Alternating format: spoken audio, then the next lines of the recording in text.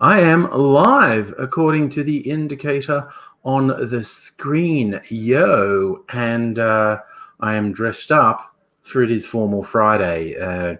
While we're all working from home or not working, in isolation, quarantine, whatever we want to call it. If you work in offices, often Friday, and if you're supposed to wear, business clothes to work on the regular, Friday is often casual Friday. I don't really understand what's behind that, honestly. Why Friday? Actually, I suppose it is because, hey, maybe you will go out after work on a Friday, so you don't have to wear work clothes going out. David, thank you. I'm glad you appreciate the pimp look that I've gone for Formal Friday. Because there's the difference between if I was at the office, it'd be casual Friday, working from home, so it's Formal Friday. Good evening to you as well, Miss Foxification. Nice to see you.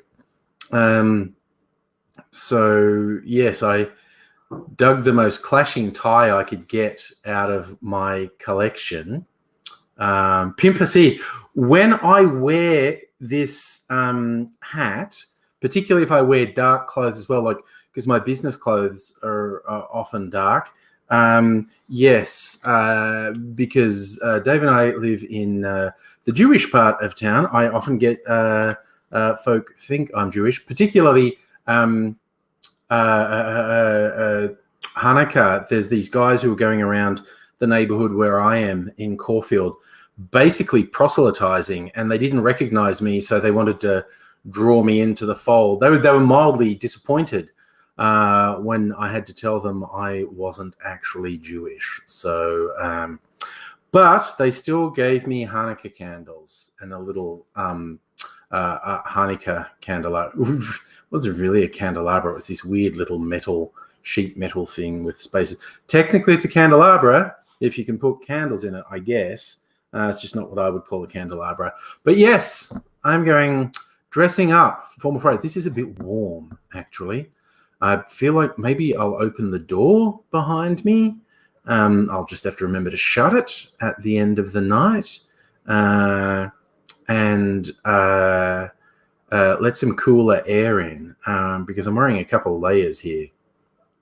Adele, you're in a hoodie and jeans. Justin, it's Formal Friday. And I'm glad you think it's sexy, Big Bad Ads. I went for sexiness with this. So see the week out in style. Oh, yeah, something to drink and some chips to cook. I had some butter chicken a bit earlier, courtesy of the good folk at Costco. It's one of the things that surprised me most about Costco, the quality of their food, because the pre-packaged meals in Costco are by and large very good. Like not just, it's acceptable because I got a big serve and it didn't cost me that much. No, like actively good. They have really quite good foods there. So, and tonight was Costco butter chicken and it was good. Of course, the other reason I like Costco is the giant bottles of booze. On my drinks cart behind me, I have giant Costco vodka, giant Costco bourbon, and giant Costco blended Scotch whiskey. Just a normal kind of sized bottle of gin that you can get anywhere, like 1 litre. But yes. Luke, getting rain in Adelaide. We have had a little bit of rain this week, not so much today, but there was yesterday, and I think the next couple of days is meant to rain a bit here. If I open the back door, you're probably going to hear the cicadas. We've got some pretty noisy cicadas out there. Adele, vodka and dry vermouth, and then you're going to get triple second bitters. Yes. Well, vodka and dry vermouth obviously lends itself to a martini. That's the classic ingredients for martini, either vodka or gin and vermouth. It can be dry, sweet, or perfect, as they say. Not a huge martini drinker. are more likely to use the vermouth in a Manhattan, which is just the brown liquor version of a martini. Martini's clear liquor, so it's gin or vodka, and Manhattan is usually bourbon. You use whatever whiskey you like, but a Manhattan is whiskey and vermouth. So that's the thing. Strictly Sega, thanks for the tie. I'm glad you like the tie. It was the one that clashed the most. Safa, Taco Bill do home-delivered margaritas. There is a lot of people doing home-delivered cocktails now. Mrs. Angry and I are having date night tomorrow night, so I won't be on a live stream tomorrow night. I might do one in the middle of the day, like just for an hour or so. I don't know. We'll see, to be doing it in a different time zone. But I won't be on tomorrow night because I'll be doing date night with Mrs. Angry. We'll find a place that we used to go out for dinner that's doing takeaway now and get a special takeaway. And I'm in charge. You probably won't be surprised to hear this. I'm in charge of cocktails. I've put together a cocktail menu that has 8 choices on it, covering a little bit of a spectrum in there. Luke, you think you're getting a Subway delivery? Yeah, well, the choices are out there. And you can feel, this is the thing, now you can feel good about ordering home delivery because instead of being lazy, you're actively supporting a business that needs you to stay afloat. You see what I'm wearing now is actually tails, like tuxedo tails. See, it's a big penguin. Which I got from a second-hand shop. I am just going to let air in here because I feel a bit warm. There. Just going to let some air in. Yes, I got these tuxedo tails from, like a second-hand or thrift shop very long time ago. And then quite a while ago, I don't know, 8 or 9 or 10 years ago, there was a New Year's Eve party here in Melbourne where Neil Gaiman and Amanda Palmer were the guests of honor.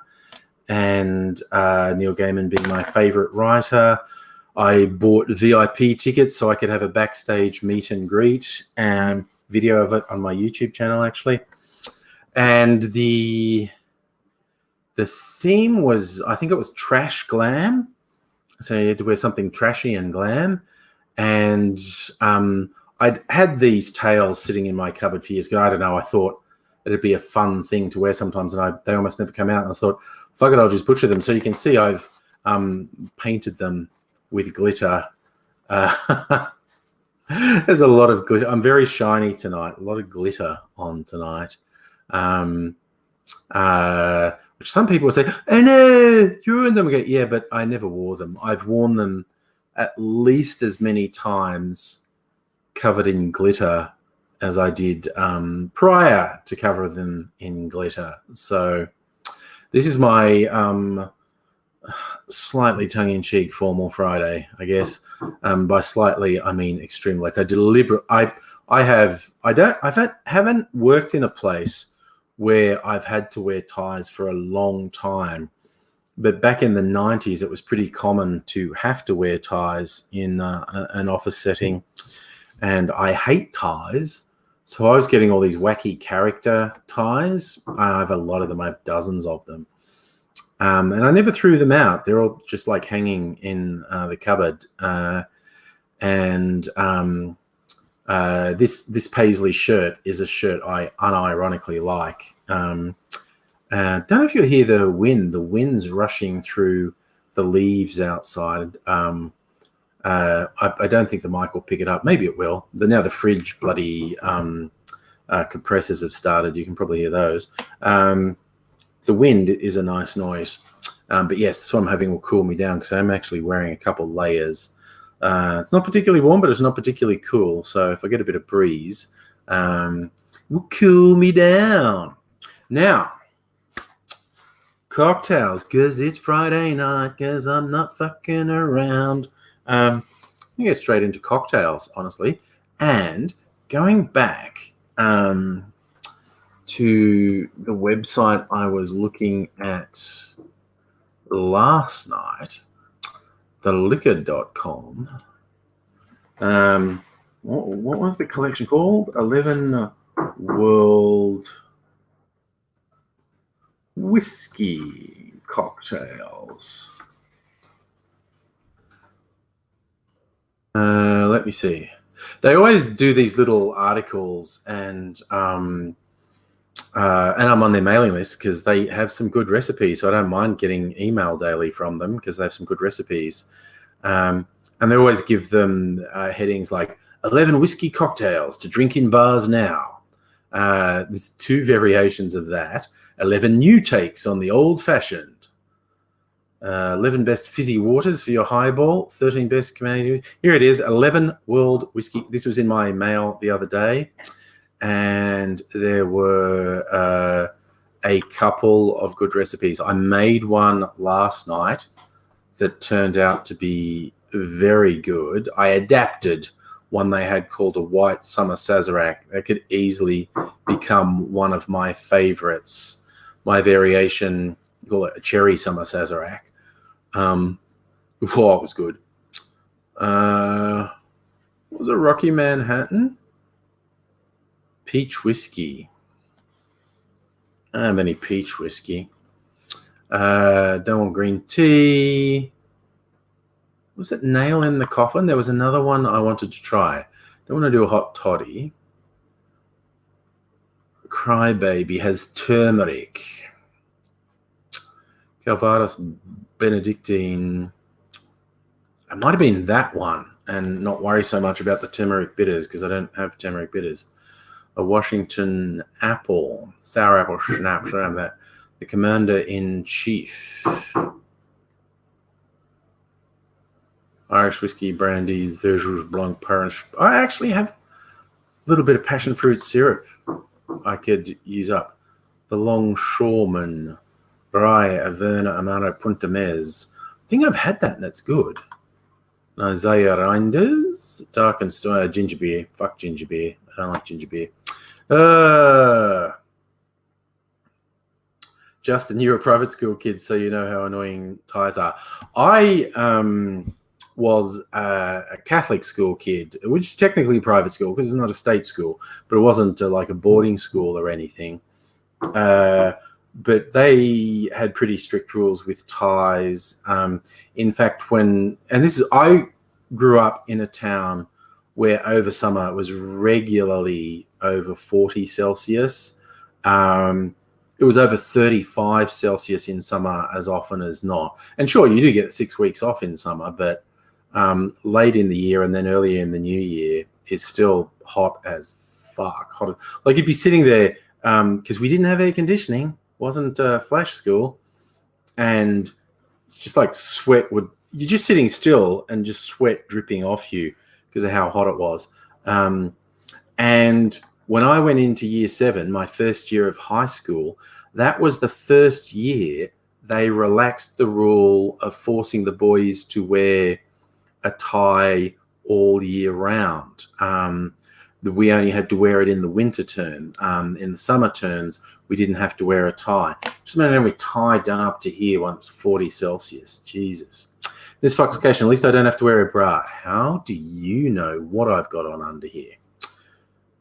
And it's bucketing with rain, Adele. I think we're getting that tomorrow, Adele. We often get Adelaide's weather the day after. Shieldsy, I've got somewhere to go. I'm there. I'm all dressed up for Formal Friday. So I'm going to look at these cocktail recipes. What's a nail in the coffin? Whiskey. No, they're saying Japanese. Fuck the specific whiskeys. It's whiskey. Madeira wine, Liquor 43, Fernet Branca. Well, I could swap out the Madeira wine for the new vermouth I got. That actually, I can be all whiskey all night if I do all these. Could be worse. What's in a crybaby? A crybaby. Irish whiskey, bourbon, Calvados, Benedictine. I've got all those. I could do that. They say cane syrup. I'd probably use my agave syrup. Well, I've got some other sugar syrups I've made as well. Commander-in-Chief. There's Irish whiskey, brandy, verjuice. Yeah, no, I don't really have that. Well, forget that one. What's in a longshoreman? Whenever I think longshoreman, I just think of that episode of The Simpsons where Marge and Homer were breaking in. Someone said they're dressed all in black, and when the cops saw them, they said, we've got to distract them. Why are we out at night? And they started making out. Like, that's why they're out at night. And Chief Wiggum put a spotlight on them and goes, look, those two longshoremen found love. So whenever I hear the term longshoreman, I just think about the longshoreman who found love. What's in a longshore? I'm sure I've made this. Whiskey Amaro Punta Mez. I wanted to use up some of my Punta Mez. I might make that. So that's got Punta Mez, which I wanted to do. That's got Fernet Branca, because I was almost out of Fernet Branca and I was almost out of Punta Mez. So I got new bottles of them. So now I want to use a little bit. I'm going to make those two. I am going to make those two because that involves product I'm trying to use up. Peter, you're in formal PJs. That's perfectly acceptable. That's absolutely perfectly acceptable. Just have to decide, am I going to do longshoreman, which is a bit simpler, whiskey Amaro and Punta Mez, or Nail in the Coffin, which is whiskey, I'm going to make it with vermouth, liquor 43 and Fernet Branca. The longshoreman's going to be more bitter. I might do the longshoreman first, and the nail in the coffin is going to be at least a bit sweeter. Might follow up with that. Shields, are you going nuts stuck at home? Living on an island with one way off. Yep. That could be a bit stressful. Strictly Say, you like my Wiggum voice? Thank you. I was just thinking... because it's a Jimmy Cagney knockoff. So that's what I was doing. Lemonhead, g'day. How's it going? And Michael Sharp, you popped up, but there was no comment there, but that's cool. So I'm going to make me a longshoreman. This is just in a mixing glass, yeah? All right. I'm supposed to put it in a chilled coupe. So, okay, first thing, I'll chill my coupe. Ugh! Right. Coupe glass down here. We'll just chill this for a few minutes. Put some ice in it. Put it in the freezer. Sit there, be good. Oh wait, what am I doing? I want some ice for my mixing glass as well. Alright, you go over there. You come here. Where did I put my mixing glass? No, it's in the dishwasher. I just washed it because I used it last night.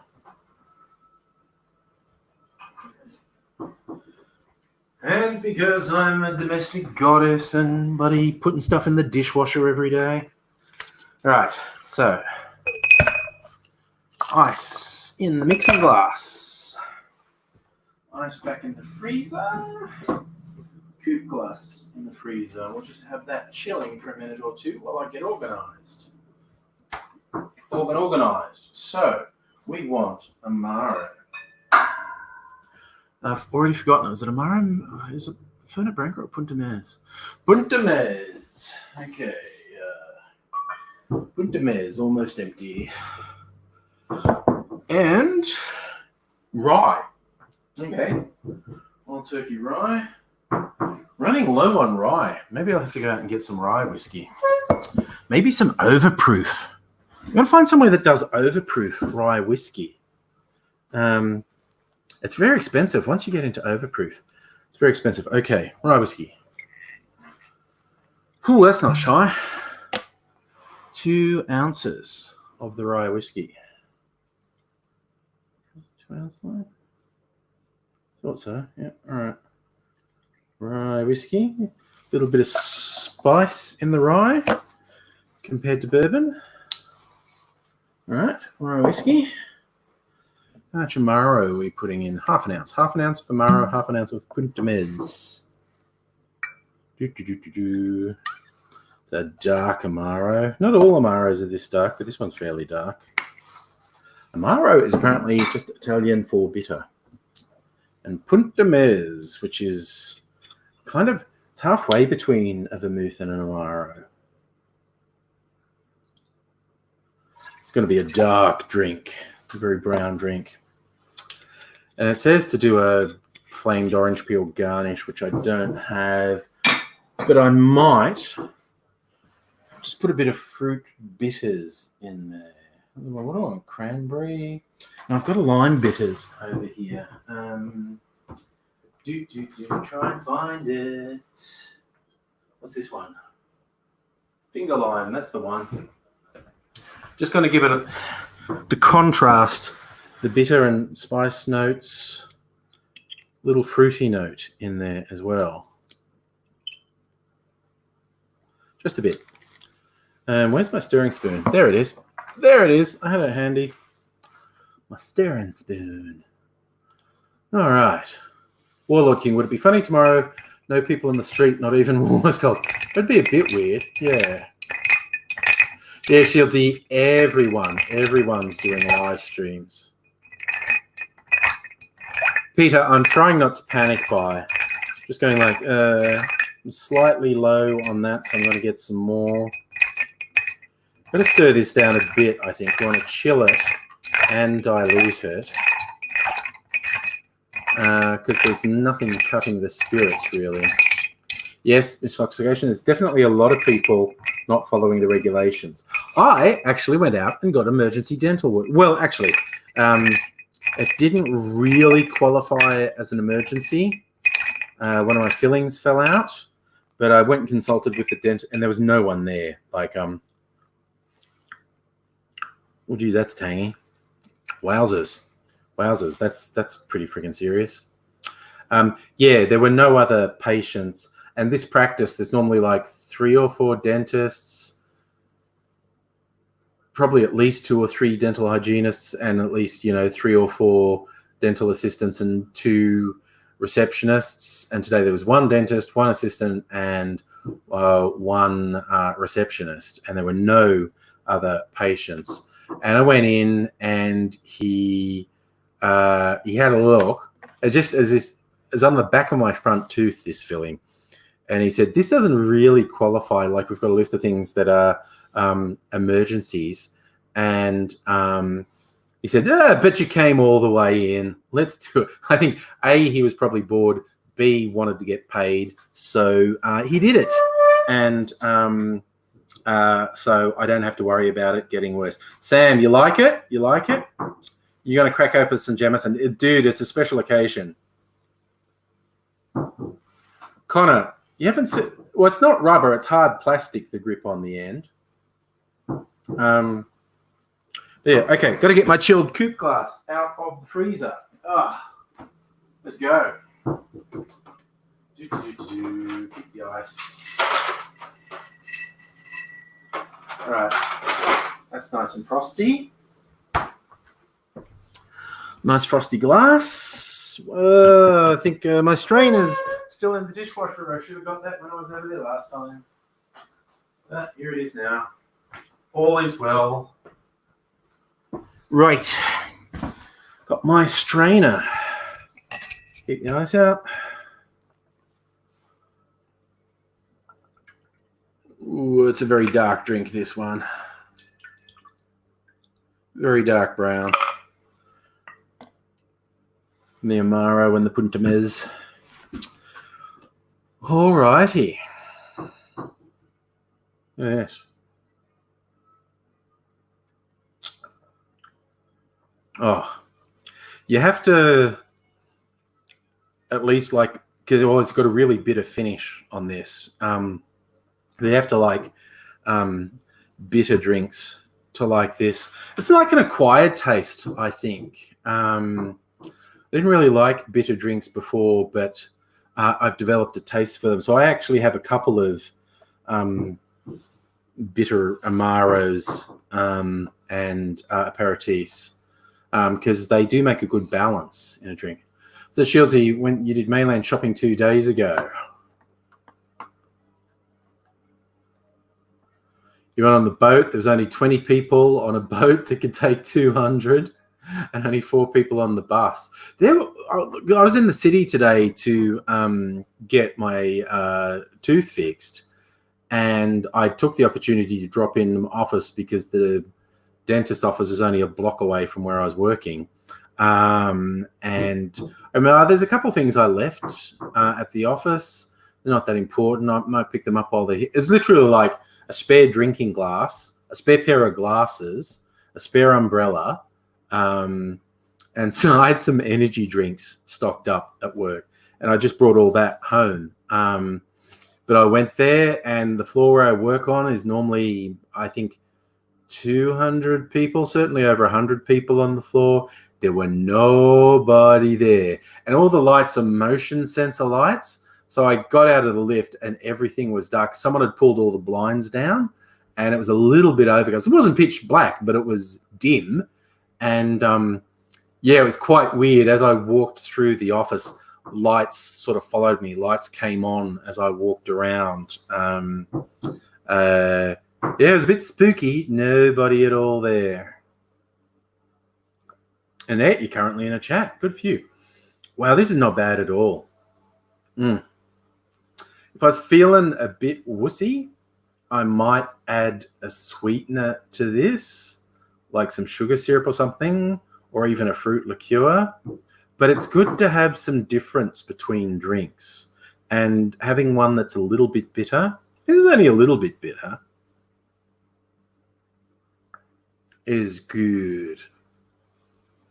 Warlord King, you got all your tartar removed last year in June. Told you to come back 6 months. Oh God, I've had a couple of years ago, I had really serious cleaning work done by the dentist because my gums were just fucked, and they worked miracles, quite honestly. But it was a marathon. I had to do 3 or 4 sessions. Like normally their cleaning sessions are about half an hour. This one, I had to do, I think it was 3 or maybe 4 sessions, and they had to use local anesthetic each time because they just seriously had to fucking dig into my gums. They were so fucked, but they worked miracles. It's so much better. Hey, Elisa, how's it going? Peter, what are the basics for cocktails? Glad you asked. I actually have a video on this topic.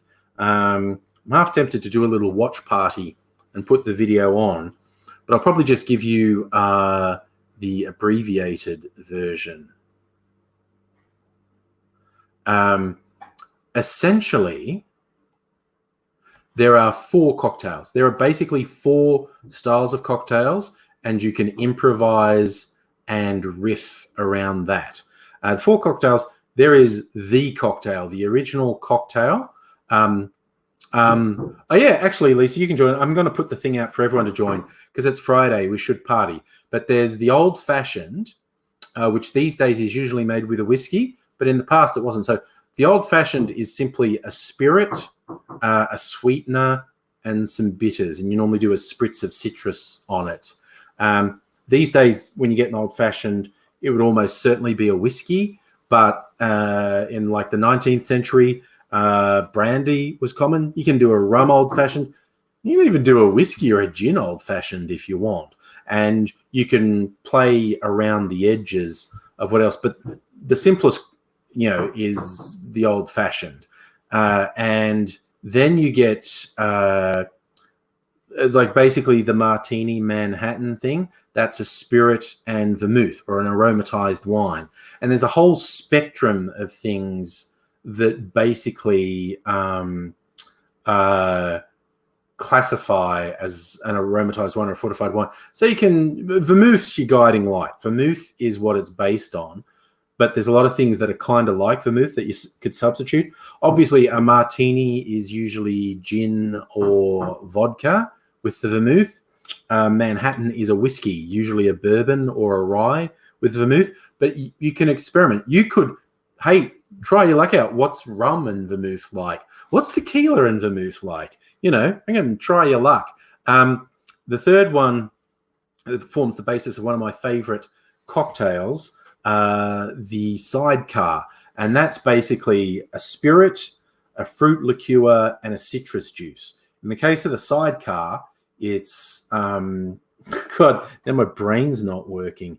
It's cognac or brandy and an orange liqueur, like triple sec or Cointreau, and lemon juice. And the margarita is the same thing. That's tequila, Cointreau, and lemon juice or lime juice. But you can swap all that out. Do a different spirit, do a different fruit liqueur, do a different fruit juice. Mess around with them and see what it's like. I said 4, didn't I? And I've only said 3. Isn't that embarrassing? There's another one. I have this.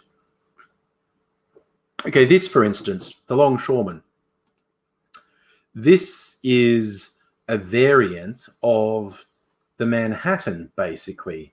Instead of vermouth, it's gone, okay, it's whiskey and I'm going to balance what's with it. 2 different sorts of Amaro. Well, it's got Amaro and Punta Mez. Punta Mez is kind of halfway between vermouth and Amaro. So this is what I mean by riffing on it. It's like, okay, a Manhattan is whiskey and vermouth. It's like, okay, what if I, not even one thing that's kind of like vermouth, but split it instead of like an ounce of vermouth, half an ounce of 2 different things that are kind of like vermouth but have a different flavor profile, and see how they go with whiskey. And then you end up with a Longshoreman. It's a bit like that. Ooh, Peter, making spirits from scratch. Nice. Bobo, your missus is not sure I'd wear this in public. I would to a party. I did deliberately choose an horrifically clashing tie. I wear this shirt out in public. I wear the vest out in public. I've worn this a sparkly tuxedo to parties. Adele, a captain's martini, gin, vermouth, and Crom de Menthe. See, that's their thing. When I say you've got these base cocktails, then you just add another flavor to them and see what that is. Fletcher, Ita saying the moose, the mouse. Oh, vermouth. All right, okay. That's an obscure one, Fletcher. I like it. Okay. Anyone who wants to have fun and join in, I'm going to do the daring thing. Okay. That's the link to follow. If you got a webcam, or even just a microphone for that matter, but if you want to join in, because it's a Friday night, should make a party of it. And see what's happening. Oh, I don't think that posted to Facebook. Facebook people, did a link just show up? Lisa, your boyfriend's gone to bed so you can chat. Nice. Okay. I don't think that link posted to Facebook. I will go over to Facebook and put it in manually. Okay, there you go. I just put it in manually. So, yes. Can you hear the wind blowing outside now? Blowing through the leaves. It's very leafy out in the backyard. And it's getting very breezy. That will be the rain, the bloody Adelaide weather blowing over this way. I think it's going to rain a lot. Lisa. Hello. Hi. So, it's all looking fabulous. I think you've got your volume too loud there, Lisa. No, what I've done is I've shut down the video, your page on Facebook. So now I'm using a headset. So I actually have like a microphone and stuff. Nice. So yeah, I'm actually on my live stream camera. So cool. The one I brought at VidCon that I'm now using to live stream myself doing. Yeah, hang on. I'll actually turn on my lights. See, look, I have lights now. I have box lights. Nice. Yeah. Nice. Very professional. Now I actually have to make this thing called fucking content that I'm terrible at being consistent at. Alrighty. I'm not sure. Peachy's saying you can't access it. I'm not sure why the Facebook link worked for Lisa, so I'm not sure why you'd be having a problem. But, keep trying. That is the link. Catherine's eating an apple crumble. Nice. Well, I already have StreamYard, so maybe because I've already got StreamYard, maybe it's like... No, you don't need StreamYard. It's literally just a web link. But yeah, StreamYard is a pretty good platform. But yeah, I've been annoyed. Like, I was going to do some StreamYard stuff this week, and then I didn't realize how much it actually costs, and I was like, shit. Like, if I want to do multiple platforms, it's not cheap. Yeah, the free version. But yeah, I mean, you can understand they're actually a small developer trying to make a business. So yes, it's like there's a free version that lets you do one thing, and it's like, and then there's a paid version that lets you do other things. Okay. Yeah, I'm just trying to teach myself how to build an OBS thing. Someone went in and out there. I'm not sure if that was you, Peter, but it almost worked there. But I have wine that my boyfriend brought me. Nice. That's a plus. I actually cooked for him. I've been given a week off work because I got stressed out over fucking basically the virus. Yeah, it's pretty stressful. It's pretty stressful. Yeah, well, considering I basically ended up nearly writing the entire infection control policy for my company by accident, and it went nationwide. I'm like, they're like, yeah, we think you need time off. I'm like, you reckon? Yeah. Yeah, like I'm okay. Like I'm fine. Like I just need to stay at home and do my makeup and do my hair and clean my house and basically chill. And it's a strange time. It's a strange time to be alive. And I have to admit, watching the fucking dumpster fire that is Donald Trump is just magnificent. It's just even Scott Morrison. Like I'm just seeing, I'm like, okay, so 1 minute you're saying that things have to be closed, but as long as there's a food court, but EB Games can stay open because that's technically an essential job. So I actually supported the economy today by buying this from EB Games, which is a cauldron. Like the fuck. The jeweler is apparently an essential job. It's just a wonderful time to be alive. In my opinion, I'm in an essential. I'm actually in an essential job. Like my job is actually essential. I can't say this publicly what I do, but what I do is essential. A bit of Australia's NBN there. Pardon?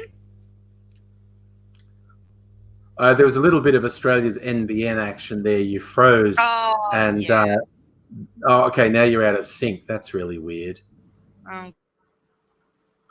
No! For fuck's sakes, I shouldn't be even dropping.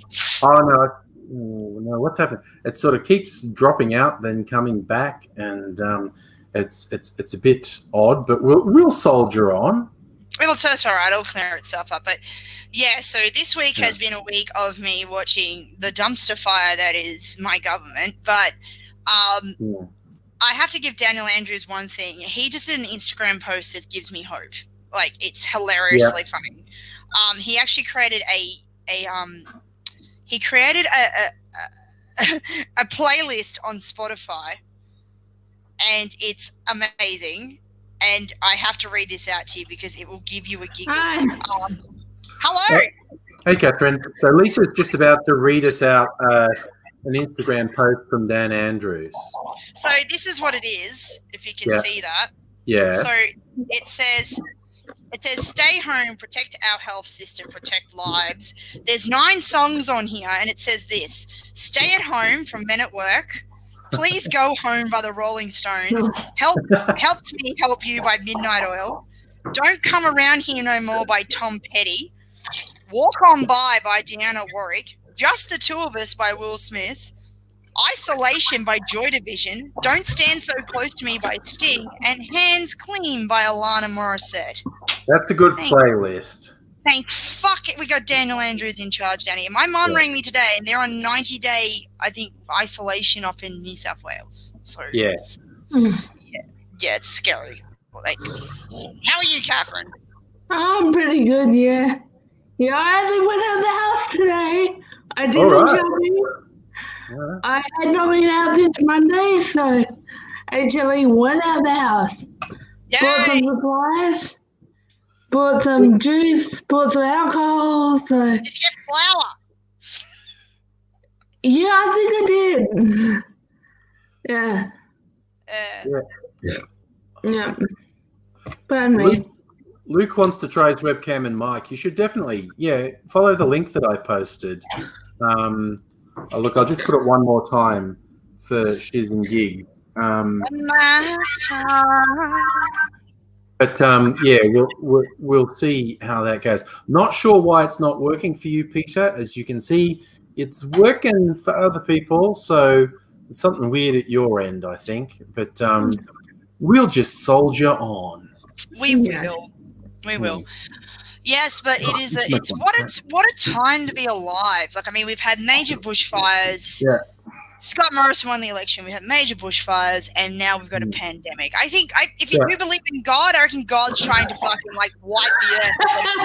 Gonna start again. Just burn cunts to the ground. That doesn't work. Gonna send some fucking pestilence your way. Just fucking kill the motherfuckers. Hopefully, I'll get myself a head of state, and then we'll be fine. Well, you got Prince Charles. I'm a bit annoyed, so. All right, yeah, but I reckon he's gonna die. Hi, Luke. I mean, he's like 70, and he's got corona. Like, he could seriously die from that, considering his age. It's the wrong head of state. That's why I'm annoyed by it. Hey, Adele. Hello. So Luke, say hello. Test your microphone. Hello, guys. How you going? Hey, is that reasonable mic quality or is it shit?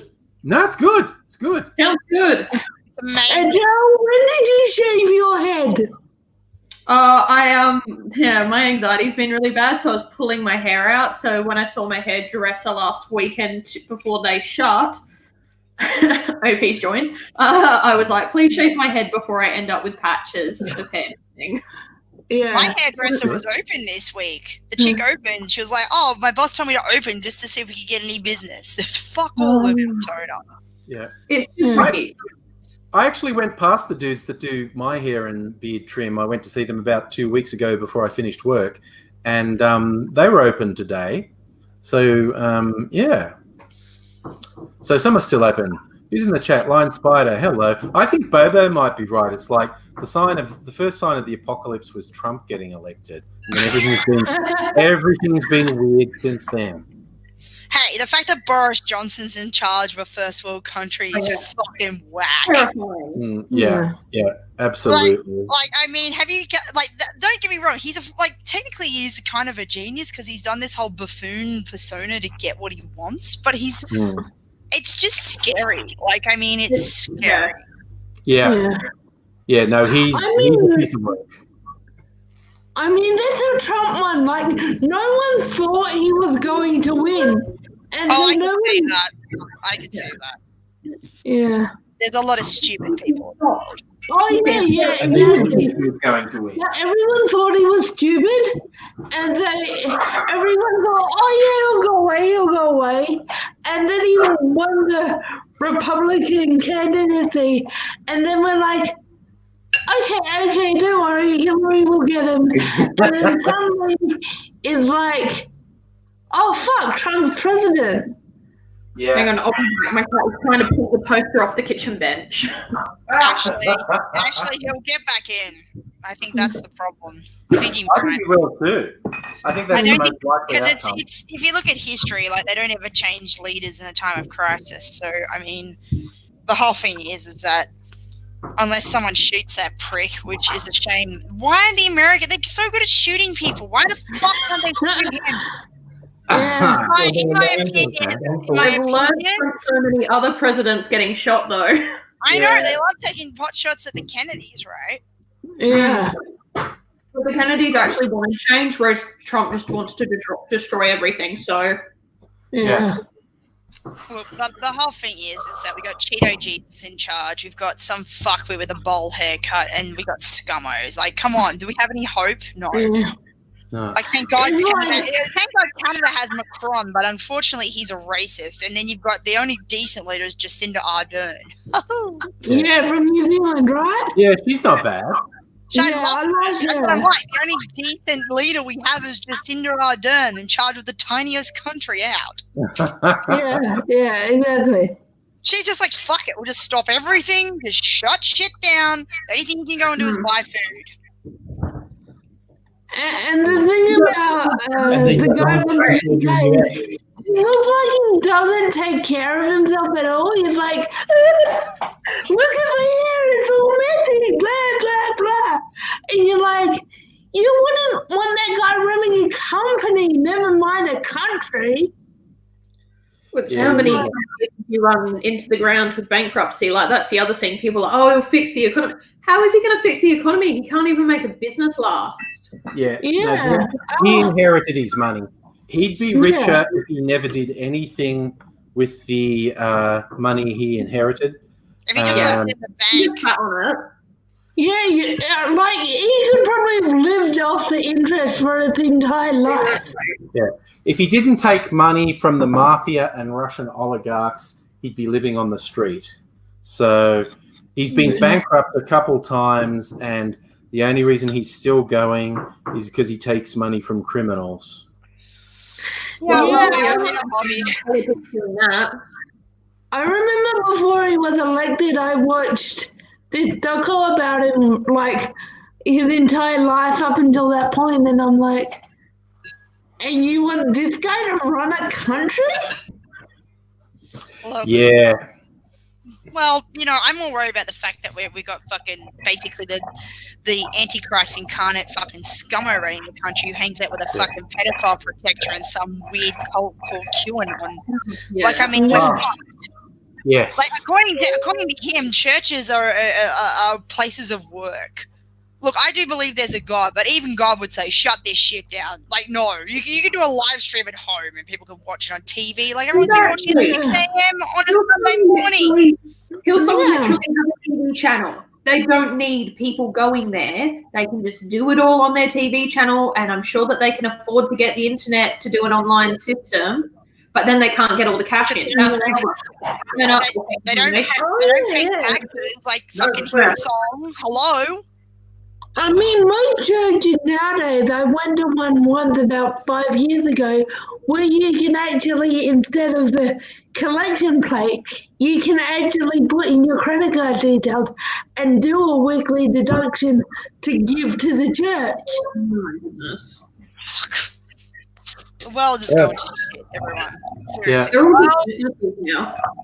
I'm trying to be as positive as I can about the whole experience. Like, I'm looking at the positives of the whole thing. Like, in my industry, like, shit's just like at Christmas levels again, so that's great.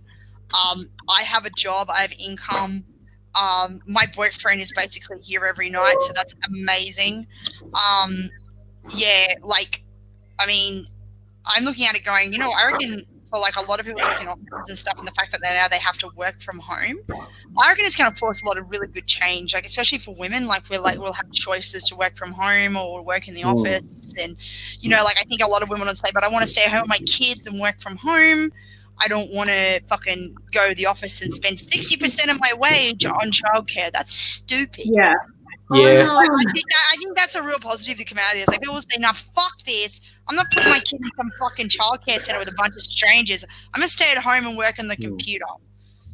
Like, fucking hell. Like, but it also shows how like ableist workplaces have been. Because I've got friends who've been told, "No, you can't work from home, regardless of your chronic health or mental health issues." And right now, suddenly you can. Well, no, you don't want me to turn up to work like every able-bodied person when actually I can't, and you need to make my job accessible. Yeah. Yeah, it's put the lie to you can't work from home, you can't do this, you can't do that.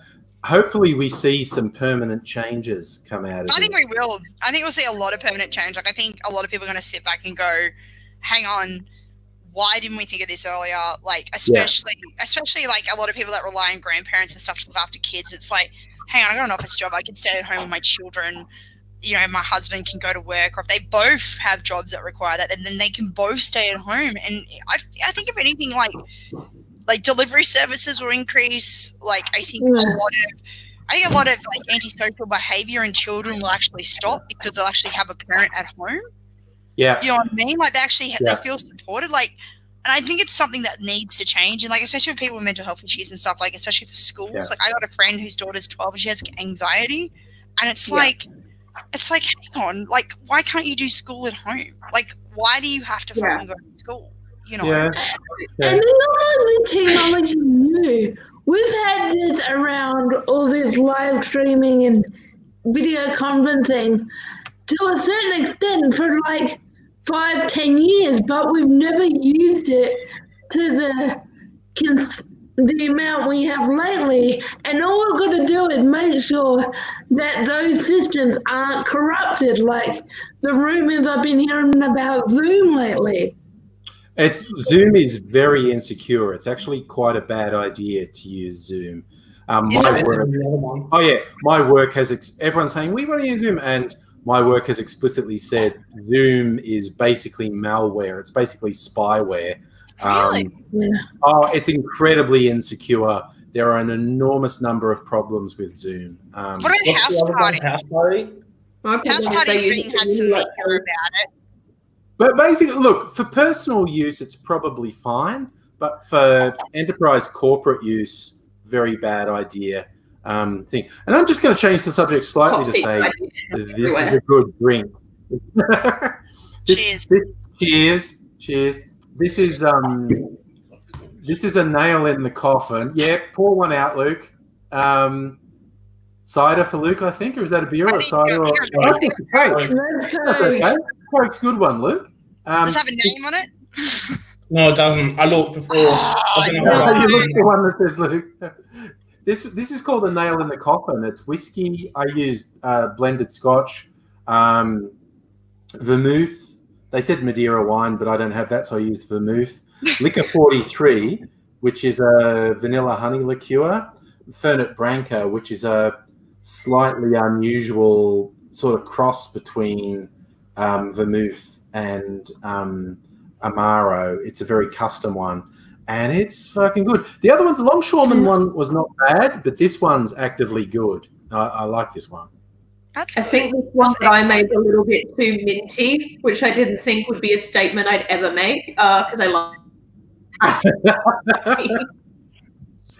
It's very green. I have Tempranillo, so it's what my boyfriend brought home, and I made pasta with Shiraz in it, and he was like, "That's amazing," and I'm like, "Yeah, have pasta with Shiraz and fresh basil." And the idea, yes. Then I bake tomatoes, a different melody of tomatoes, and put that on top with grated coon cheese and parmesan. Yeah, my boyfriend loves me for a reason. I think my mistake was pairing a desserty type of cocktail, which I wasn't expecting to be quite so minty, with very savory salty chips. Yeah. Yeah. That's a good mix. Speaking of dessert, this is coming in later. This is a strawberry flavored white chocolate liqueur. Well, Angry, when this is all over, I'm going to come to your place and we're going to make a video of cocktails. Oh, absolutely. I was also saying to do that, and then we all got shut down. We're going to do that, and then fucking this shit happened. I had it all. I don't have one done. I haven't. The other side of I'm coming to Melbourne for changing my birth certificate and all that jazz so that I can be I am rather than female. So we'll have to catch up and do cocktails then, because there'll be celebrations. Yeah. Oh, you're changing your gender. Oh, you're changing your gender. Yeah, I have to do you a signature cocktail. Yeah, it's been stressful because we had to wait. The law first time it went up in Victoria got voted down. And then the second time it went up, it went through, but then we had to wait for the 1st of May 2020 for it to come into effect. So I was trying to coordinate coming over around the time that it passed, because I just don't trust Australia Post with my original birth certificate or anything like that. And then it could all be done in person. But then Corona. So now I'm like, at some point this year, I have to change my gender, please. You can thank the leader of my political party for that. It was a Fiona Patten move. we made that happen. It's just been so like frustrating because I still, because I'm biologically female, some of my chronic health issues get very much decided by specialists on the fact that, well, you're female, and so therefore you don't really not want kids. You want kids later. And I'm like, no. Oh, no, that's but that's like my girlfriend, right? Like she's got lupus, right? And she's got panic disorder. And she accidentally got pregnant at 25 because you're not really meant to get pregnant. She couldn't take the pill or anything anyway. And I know what my friend Kelly's like, and she was like, oh yeah, you know, she reckons the doctor told her that she couldn't get pregnant, so her and her boyfriend stopped using contraception, and within a month they were pregnant. And so get this, right? She's 25, and she said to them, look, after like giving birth, and took her 3 months to learn to fucking walk again. Yeah. Like that's how devastating this was because she's got lupus, like her fucking blood cell counts and shit. Yeah. Sickle cells are work. She said, can you tie my tubes, please? I don't want any more children. And they were like, oh, no, we think you might want to have some later. And Kimmy's 13 now. Yeah. Oh, endometriosis and shit. And I said, oh, this is bullshit. I'm like, if you're a man, they give you a vasectomy like that. Well, I know friends younger than me who are male who have had that, like, have had the choice to, we don't want kids ever, let's just get it done. No problems. You don't want kids? Oh, yeah, fine. I've been asking since I was having a menstrual cycle, can this stop? Because it's crippling me. And you don't get listened to. Right. If it was any... So obviously trans. So I'm non-binary, so I don't identify. Okay, all right. So I don't know.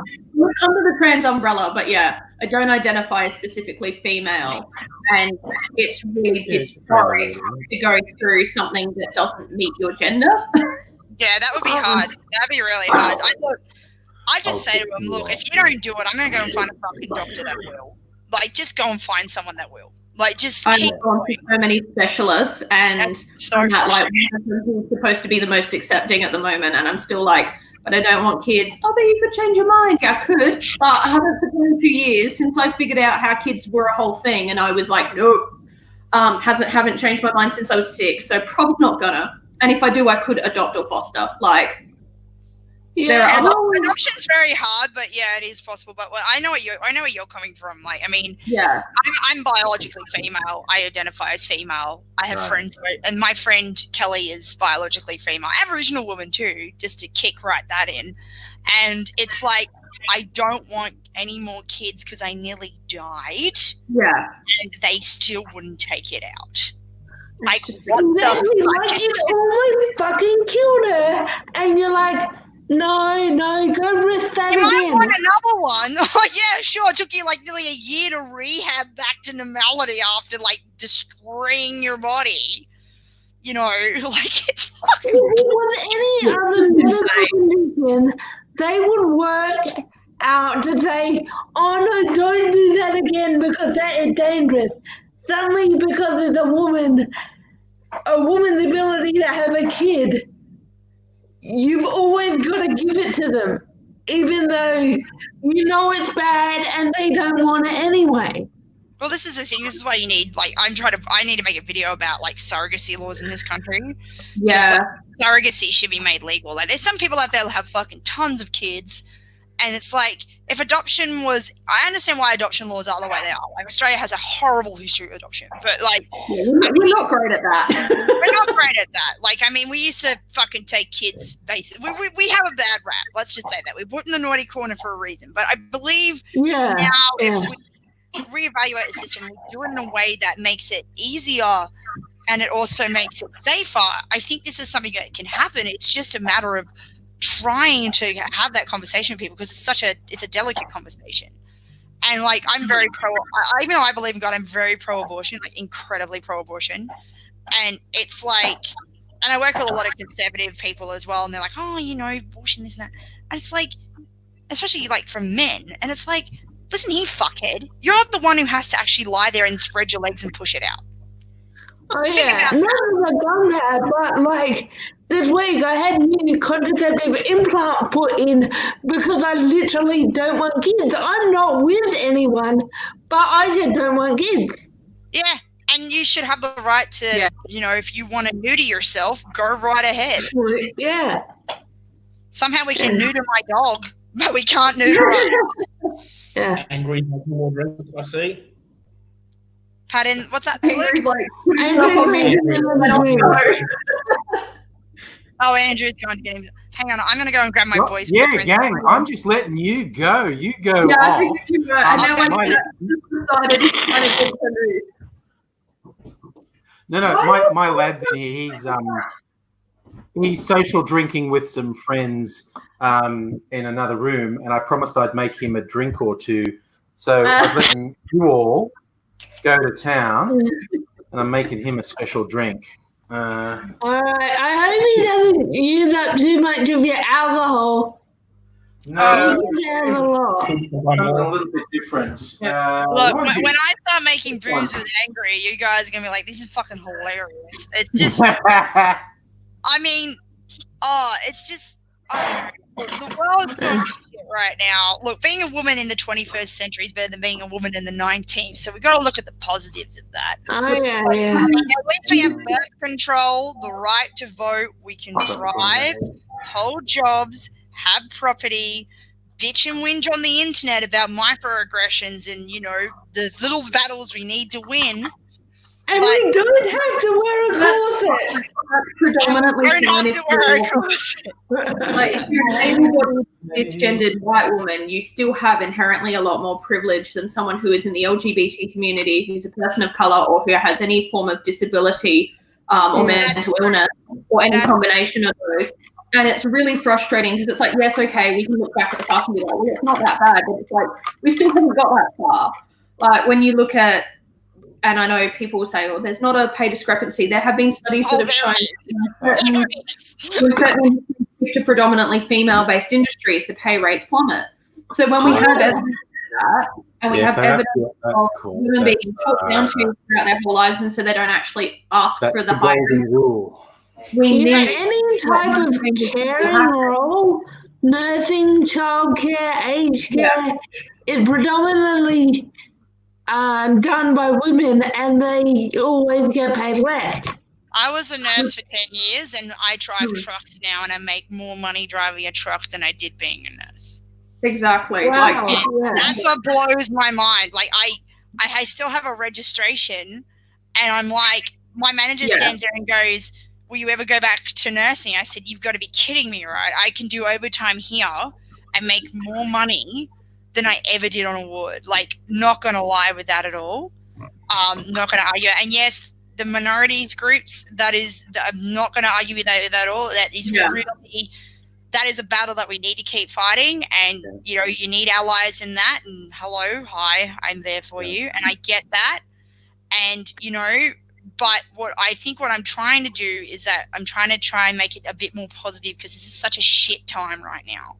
And it's really hard to focus, really easy to focus on negatives rather than trying to focus on what we should be grateful for. And and that's what I'm saying. This period of now could be such a massive change for so many people.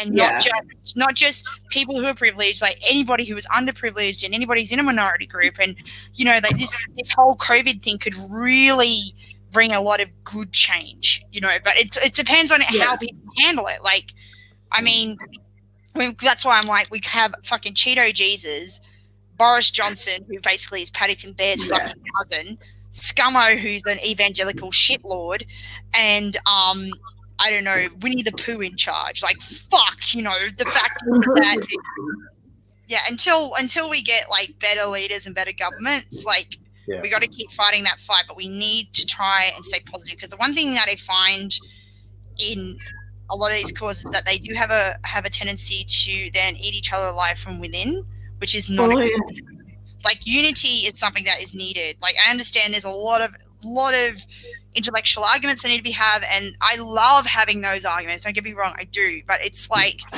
there's a pandemic. We could all die. We could. We could all die. And the truth is that all the able-bodied people should stay the fuck home, so that way all the people who are not able-bodied don't die, because they're the ones at the risk the most. And like, that's the thing. It's like, stay the fuck home, get on the internet, and just rock out, because that would be better. And then once we all can get back into the world and we can do what we have to do, then yeah, we can all fucking scream at each other again, and we can try and make the world better. So yeah, that's all I've got to say right now. And you are very right in everything you have to say. I'm not going to say that you're not 100%. You're right about everything you've got to say. Yeah. Sorry, which is excellent. This is why I have done videos with Lisa before. This is why I want to do it again. Both excellent ranters, and if we had a couple of cocktails each, it would be on for young and old. And I put Brett's comment up there. You have to come onto my channel. Oh yeah, definitely. Funny. Once this is all over, cocktail party with Angry, I will do that. I reckon once this is all over, I'll find a venue where I can make the drinks and invite everyone who can come and just go right fucking off. I want to sit and have a drink with Adele, because like, that would be great. No, Adele is a fun person to go out. I'm like in the worst mood because I've just had a really bad week with my mental health and my physical health issues flaring up. So I'm probably in like a bit of a everything's fucked and I hate everything. That's why I was like, we need to be positive. And Adele, I bet you every now and then when your physical health starts to dip a little bit, you're like, is this COVID? Is this COVID? Right. Yes. And like, yes. Oh my I do that every morning. And my immune system, it's just so fucking annoying. I love That's that. a good one. Best You want part. the badge?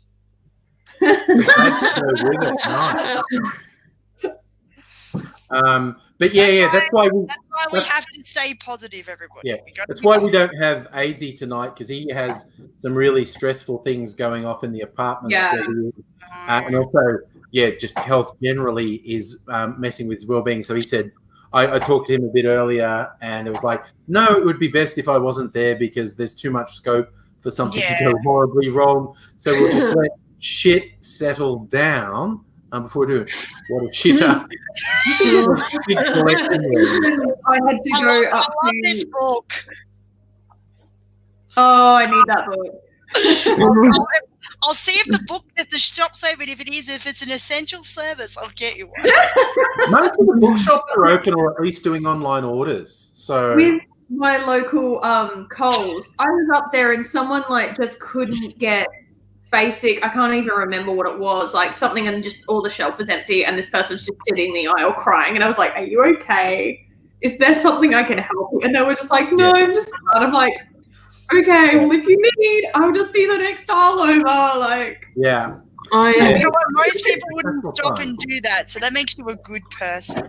I was just like, I'd be This is a great page. Look at that. That is a great. Do you want to? Okay, we're getting books out. I'm going to go get a book. Wait a second. Mrs. Angry. This lives in my YouTube set. It helps with my writing. It's great. I found another one. Where is it? It's it was really good. I was in a live stream the other day and I showed people and they lost their shit over it. Hang on, where is it? Oh, let me find it. Life is short and full of blisters. Very true. Where is it? Oh, it was fucking funny. Because what I do is when I can't think of jokes, I just pull this out and I just start, like, reading? Yeah, I know, but it's got some fucking funny things in it. I think this is good. I think it's the current movie.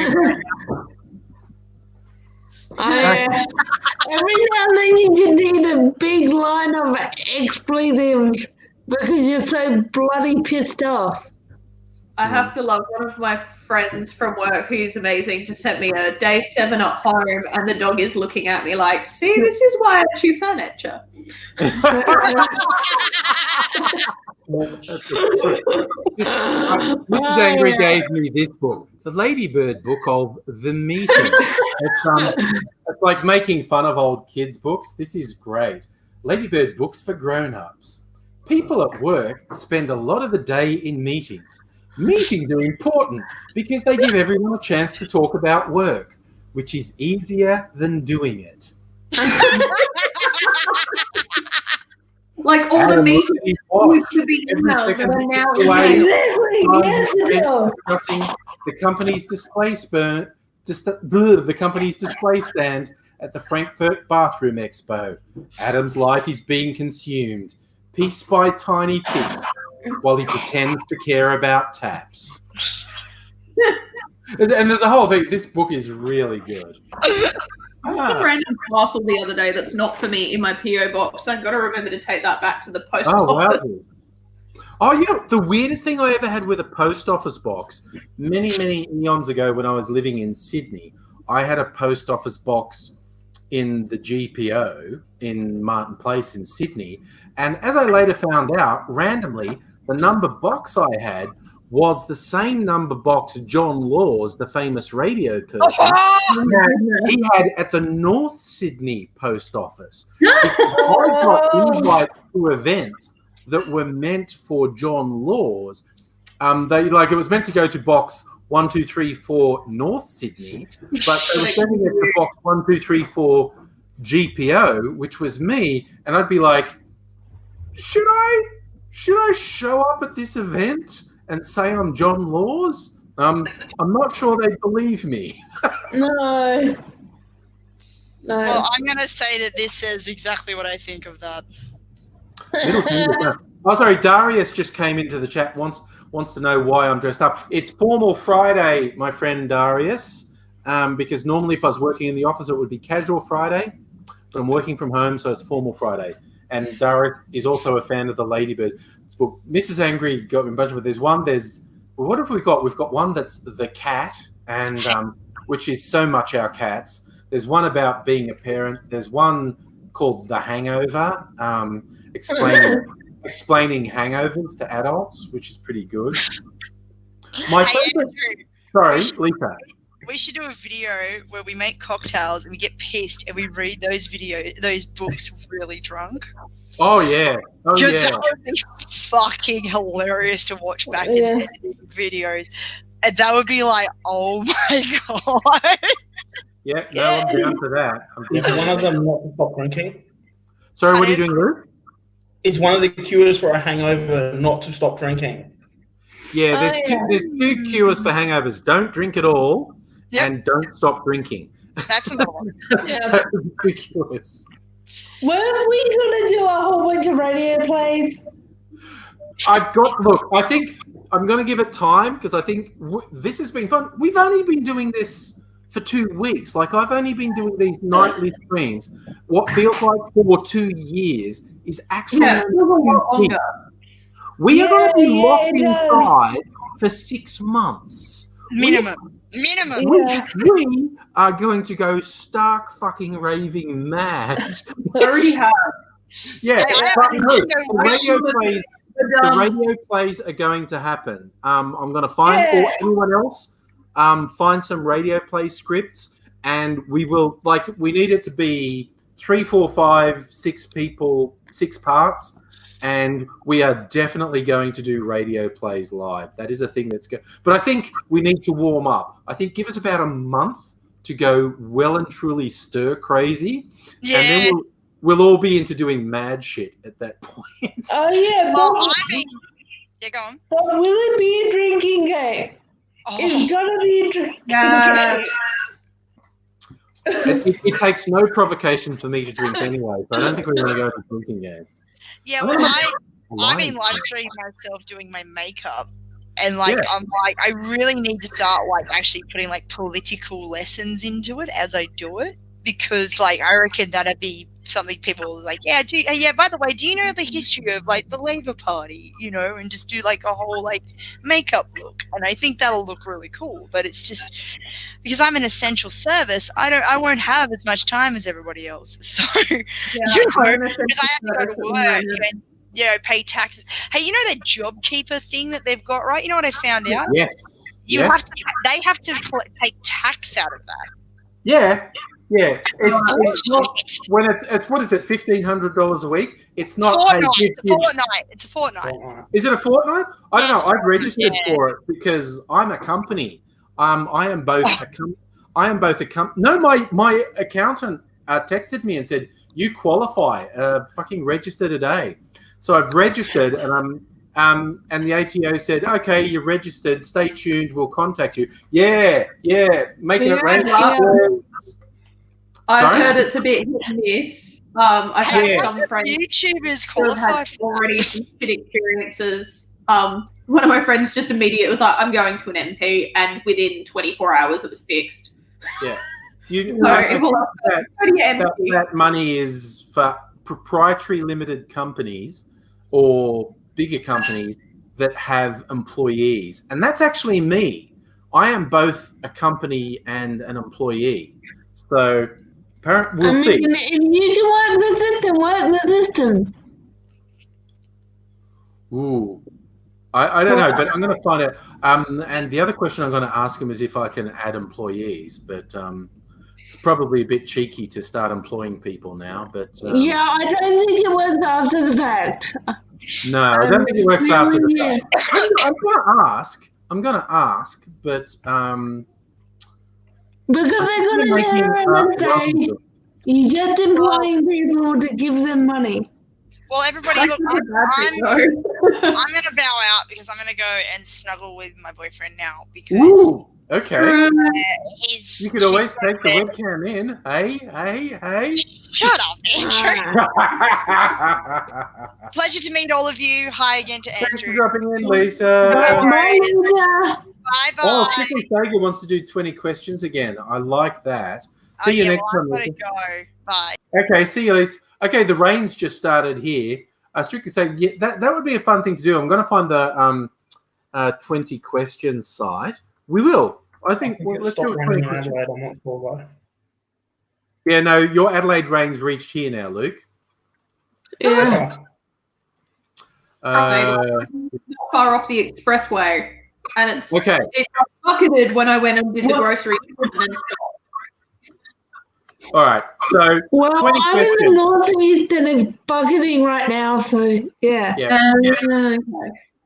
20 questions. The first thing we've got to choose is a genre, either general or one of these special genres. And you've got to decide while I mix another drink. It can be Star Wars, Doctor Who, Disney, The Simpsons, or Star Trek, or just general.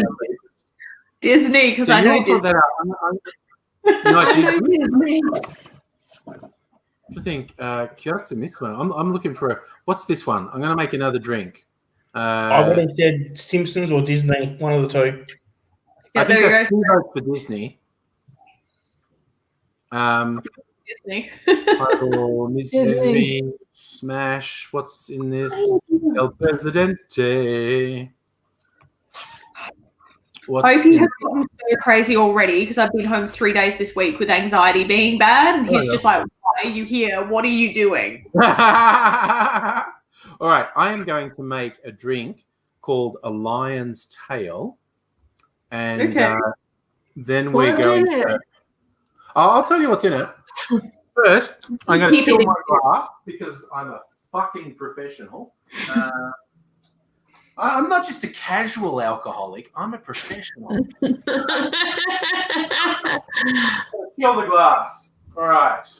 Put that in there. Now, a lion's tail, which I've made before and is quite good, and requires a few tricky ingredients, which I actually have. Simple thing is bourbon, but as fresh lime juice, which I have. I've been squeezing limes today. Some simple syrup, which I have. I'm going to use my special coconut simple syrup. Allspice dram. That's the cheeky thing. And I have that. What is that? Also known as pimento dram. These particular people, the Bitter Truth, they make good bitters and a few other cocktail mixes. And depends where you are. This is either called allspice or pimento dram. So that's going in here. I've got to put a couple of things back on the rack. Look at that giant bottle of Costco Scotch. Oh, dear. I just plug my laptop in so it doesn't die. Yeah, do that. Right, I'm going to put the vermouth back in the fridge. because it's wine. Oh, that's it. Bloody orange juice that I squeezed. I might make an orange juice drink later. Probably a tropical one, something with rum. Liquor 43 goes back here. All right, so bourbon. Also using giant Costco bottle. Bourbon, Angostura bitters, fresh lime, simple syrup. Okay, time to get fresh lime juice. I'm gonna go to the macro move back in the fridge because I've just realised I haven't done that. Syrup. Gotta remember, because the Vegemite vodka is hiding in there, and I've got to remember not to pick that up by accident because that Vegemite vodka is as bad as it sounds. Ew. I want to try it personally. Luke, you come to Melbourne, I will give you some Vegemite vodka. Okay, deal. Deal? I kind of want to, but I kind of like. Yeah. I'll stick with my cherry Baileys over Vegemite vodka. I experimented. I think I made a video about it, actually. I experimented with my friend Josh. We ended up making a mildly palatable variation on a martini with the Vegemite vodka. So it's like Vegemite vodka and vermouth was kind of palatable. Kind of. All right, gotta get some ice in my shaker. Brett reckons the bottle of bourbon is too small. And you're wasting good vodka. The joy of Costco, I've got a 1.75 litre bottle of bourbon, 1.75 litre bottle of scotch, 1.75 litre bottle of vodka. This is why I wish that South Australia didn't have legislation that stops the sale of Costco big booze, because I need that. Bummer. You're kidding. We don't have that in Adelaide? That was the only reason I went to Costco. So in our legislation in South Australia, normal grocery stores or supermarkets are not permitted to sell, are not permitted to get a liquor license, so they can't sell liquor. So it's only bottle shops that are permitted to sell liquor. God knows when it's from. It's much like that, like, really old law that only recently got overturned in WA, where, like, in the 40s, they were like, no one can deal in more than 50 kilos of potatoes because rationing. And they only repealed it. Someone had more than 50 kilos and didn't have this specific license. They're like, we might change that. It doesn't really apply anymore. No. I mean, how bad do you want it? You can always fly interstate, grab it, fly back. Really? Was it not worth stopping at the border? I mean, if you drove, I've never been stopped at the driving border. I don't drive. If I drove... Me neither, but whenever I've been in, like, a car or a bus or driving to Melbourne... There's not anyone at the borders anyway, because we're not allowed to leave or come back. Yeah, exactly. Yeah. It's surprising how little security there is on the buses. No sniffer dogs, no nothing. You can literally carry anything. Luke, that sounds like the experience of a devious man, is all I'm going to say. No, I've just travelled in Adelaide to Melbourne bus so many times, it's not funny. I've done the train and I'll fly, and I have been in, like, cars with family and friends when we've driven over. I can't do the bus because there's always someone on the bus who has no understanding. It freaks me out. I can't do it. I did a bus from Las Vegas to Los Angeles, and I discovered the only person who takes a bus out of, because it's really cheap, the only person who takes a bus out of Las Vegas is someone who's blown all their fucking money. It's a bus of desperados. Oh, I was like, oh my God, what the fuck? It was a bus of desperados, is all I'll say. Right, a little bit of noise while I say. At least you've done the Southern Railway when that goes across from Adelaide to Melbourne or back. It's mostly pensioners or people who that's the cheapest way to travel. So I just sit down with a good book and I'm set for the day. Like, we're golden. It's great. So handy. But How yeah, long like does that take? takes about I think it's about 10, 12 hours. yeah, like about a day. It's the same as kind of driving. It's just that you don't get to stop at Border Town for the really good chicken schnitzel burgers. I Oh stopped man. at Border Town, home of That's a good thing in Bordertown, probably. Probably. I actually know someone who was studying at Adelaide who their friend was in the family that ran that place, and I was like, even when you're not in Adelaide, you know someone who knows someone. Yeah, exactly. Yeah. Oh, so Brett's saying he was on a bus to Adelaide where a guy got kicked off who'd been drinking vodka all day, and when he was kicked off, the cops frisked him and found he had a heap of pills as well. So Was that like during a festival season? all right, Al and Phil's coming and saying good evening. So I've got my drink ready, the Lion's Tail, very classy number. Oh, it's good. It's good. So that is bourbon and lime juice, simple syrup, my own homemade syrup in there, and allspice dram, which is, I guess, a kind of special thing. These guys call it pimento dram, but it's little berries that are generally known as allspice. This is a popular ingredient in tiki and tropical drinks.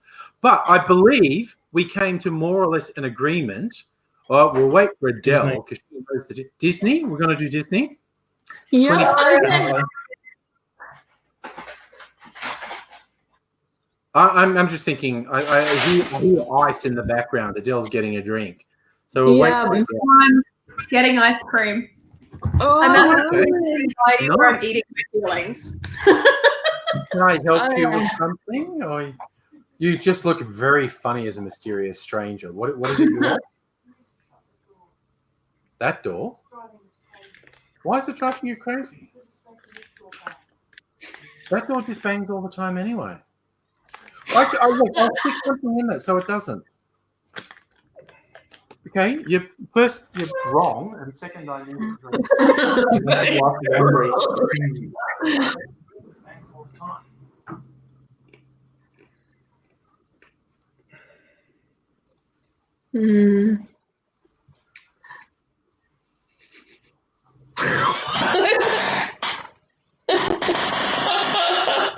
I just all right. your ice cream going yum.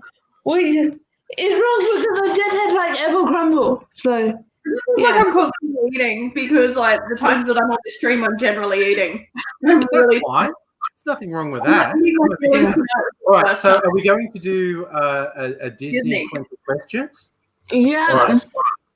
Disney 20 questions. But first, tell us about who you are. Okay, sure.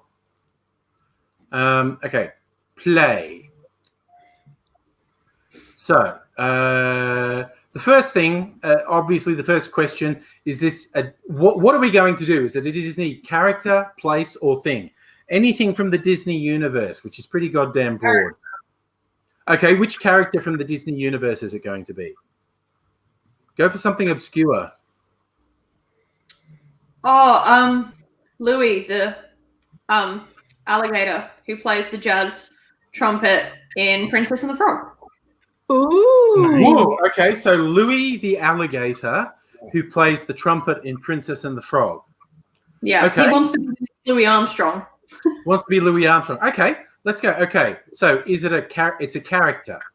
Yes. Does I don't know this character, so you're going to have to help me with these questions. Does Louis wear clothes? Now, No. The answer can be yes, no, unknown, irrelevant, sometimes probably doubtful. But that's a no. No. Louis doesn't wear clothes? No. No. Is Louis young? Unknown. Unknown is an acceptable Okay. answer. We're going to say unknown? Yeah. Okay. Does Louis belong to a family? No. No. No family for Louis? Okay. No, just take out playing trumpet.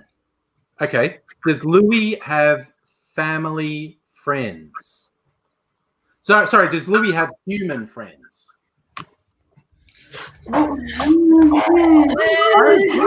Does Louis associate with humans basically? Throughout the movie. At that point, they're frogs. I don't know. You guys answer. I don't know the movie at all. I've never seen it. Because the humans that get turned into frogs. And Yeah, and Maybe if they're not human, I'm going to say no. If they've been transmogrified into frogs, I'm going to say no.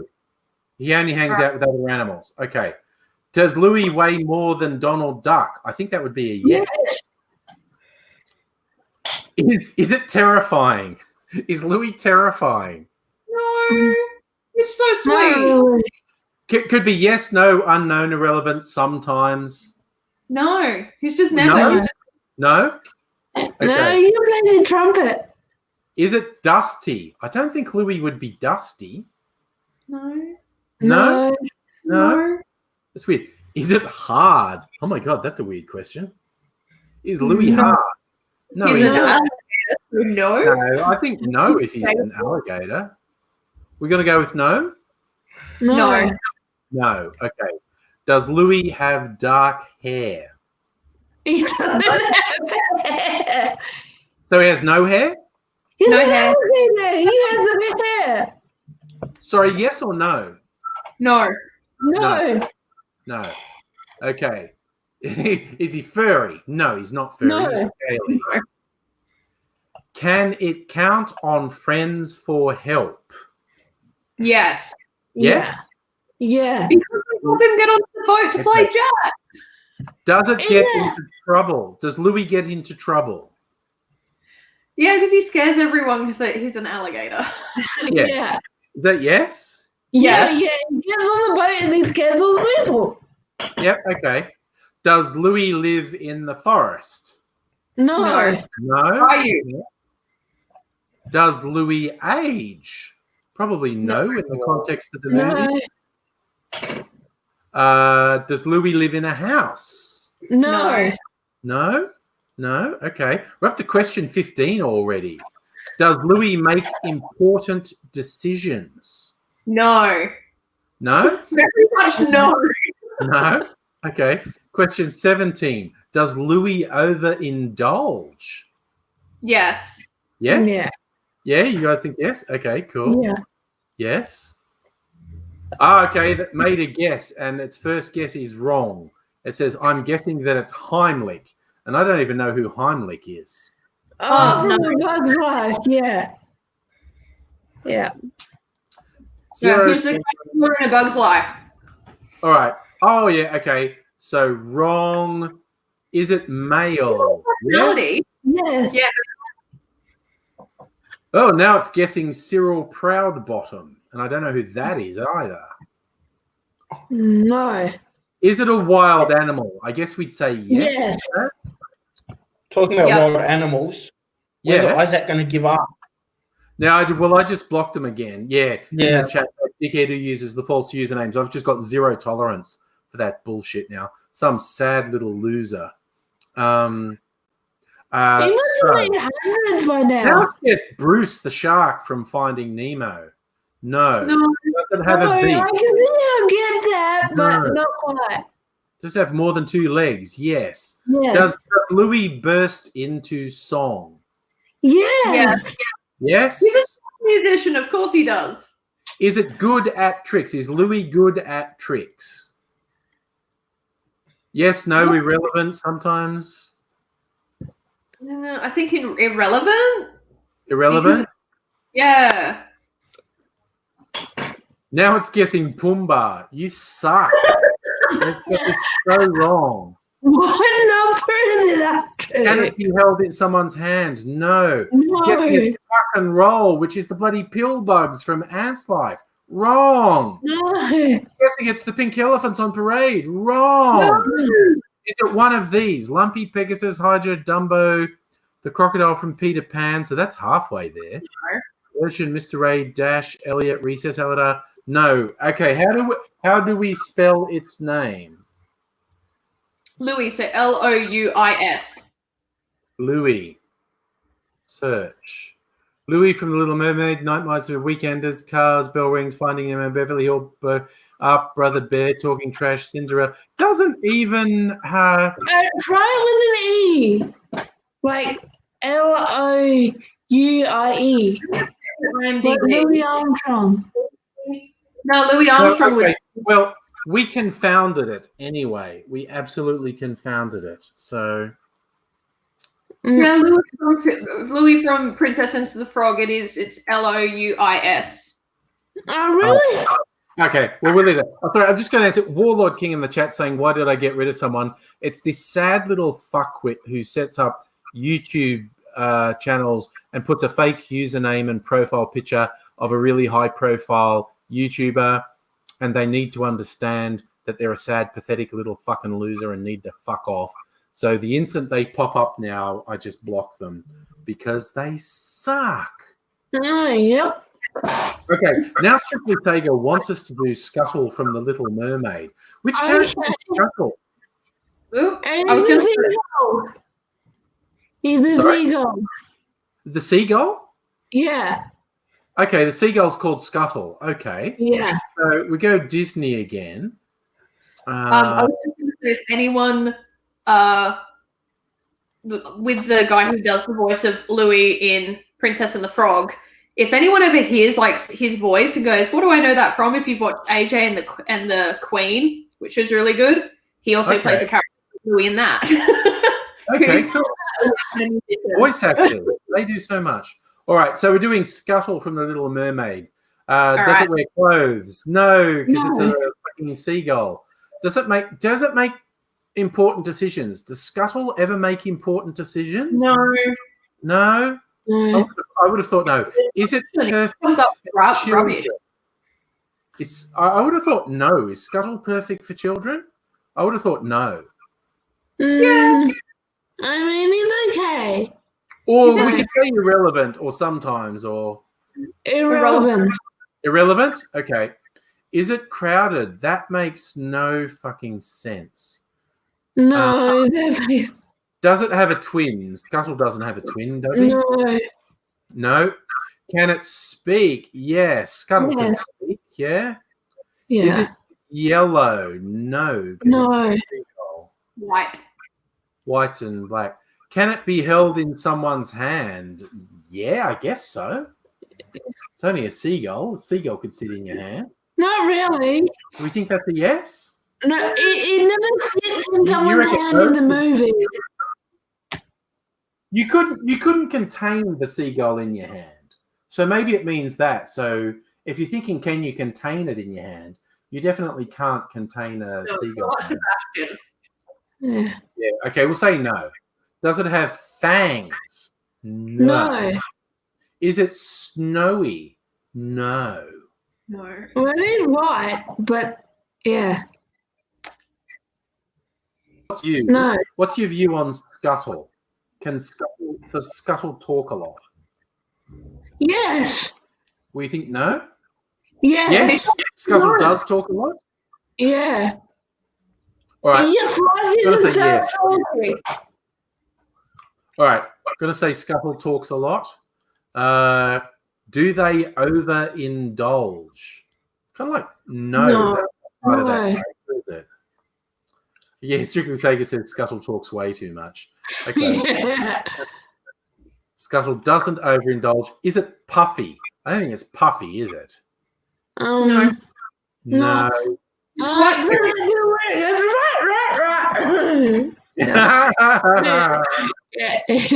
Okay. Does Scuttle have human friends? Does Ariel count as a human? Kinda. So yes. Well, he's human at one point, so yes. Yes? Yeah, okay. Yeah. So yes. Oh god, it's jumped in with a guess and says that it's Tigger. No. No. Not no, but it's beautiful. Does it get a lot of sunshine? I'd say yes. Yeah.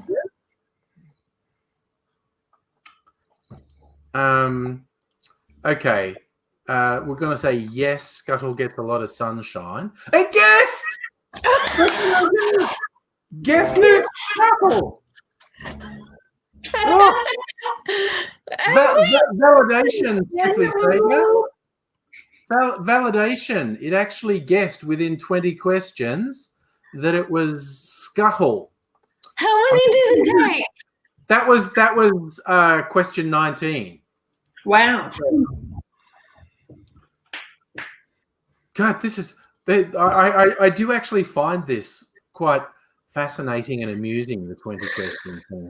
I feel offended for Louis. He wasn't even on there. No, but it's weird. It's sometimes it's very good or very, very, very, very bad. And Louis was just there's never going to get there. But the Cajun Firefly, whose name I can't think of, who's in love with the firefly in the sky that is his girlfriend who died. All right, I'm going to put Cajun Firefly. From Princess and the Frog. Frog. What's that character called? Ray. He's called Ray. Yes, Ray. He's gorgeous. You like Ray? I think we should do the 20 questions and it's Ray? Yeah. All right. We're on a roll with Disney. Let's go Disney. She's my favorite movie. I've never seen it. That's a Disney movie I've never seen. It's so good. That, the Aristocats, and Hercules are my top 3. I've seen closely there, but those are my 3 that no one else is like, those are my favorites. I think I've got the Aristocats and Hercules on disc, actually. But the worst of the Aristocats is it's so blatantly racist by today's standards, but back then... yeah, God, the Siamese cat is so... Who plays the trumpet, who's a big fat black cat. Yeah. It's so problematic. Yes. Old Disney was very into stereotypes. Okay, so we're doing Ray. Is Ray skinny? Opie thinks yes. I don't know. He's a firefly. That was Opie, was it? I don't know. I'm looking at the because I found Ray on searching. Oh no, Ray's got a big bulbous thing. Ray's a firefly. Ray's Opie's come back. No, Ray is not skinny. Does Ray sleep in a bed at night? No. Is Ray powerful? That's probably a no as well, isn't it? No, he's not really, because he gets taken very quickly. Would a cat chase it? Well, Opie's there. Yeah. Quickly ask Opie. Would Opie chase a firefly? Yeah. We think yes, a cat would chase a firefly. A cat would chase it like a laser pointer. Yeah, okay.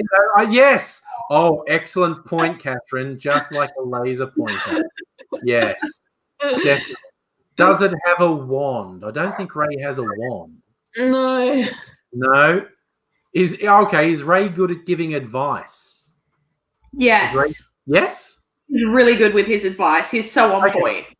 Okay, Ray gives good advice. Okay. I love him. Plus for Ray gives advice. Can Ray live out of water? Yes, because Ray's a firefly. Does Ray make important decisions? I don't know. He helps facilitate them. But does Ray make important decisions? No.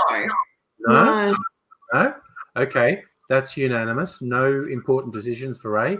Does Ray get into trouble? Yes. Yes. Yeah? Okay. Ray gets into trouble. Does Ray go on adventures? Yes. Yes. Ray goes on adventures. Can Ray fit in an envelope? I would think yes. Yeah. Ray could fit in an envelope. Does Ray have grey hair? I think no. We think no. No grey hair. The key. So now I've just got. Is Ray edible? Probably depends how hungry you are.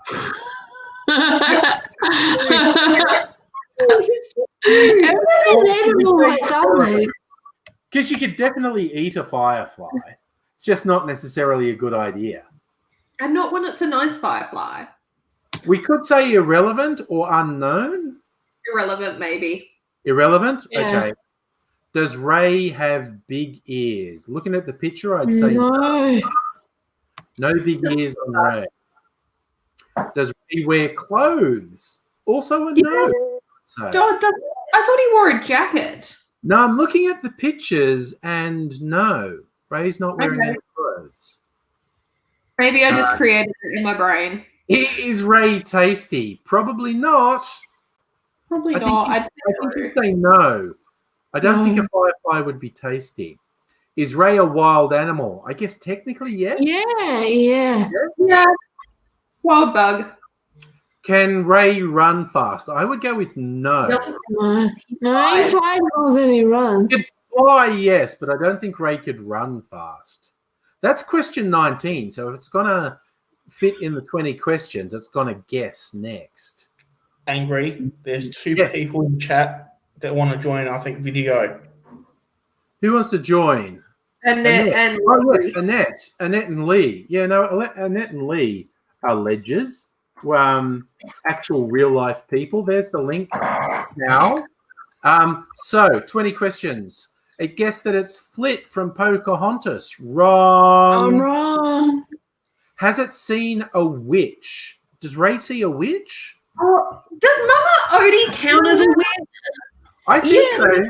Okay, Annette's joining us. Hey, Annette.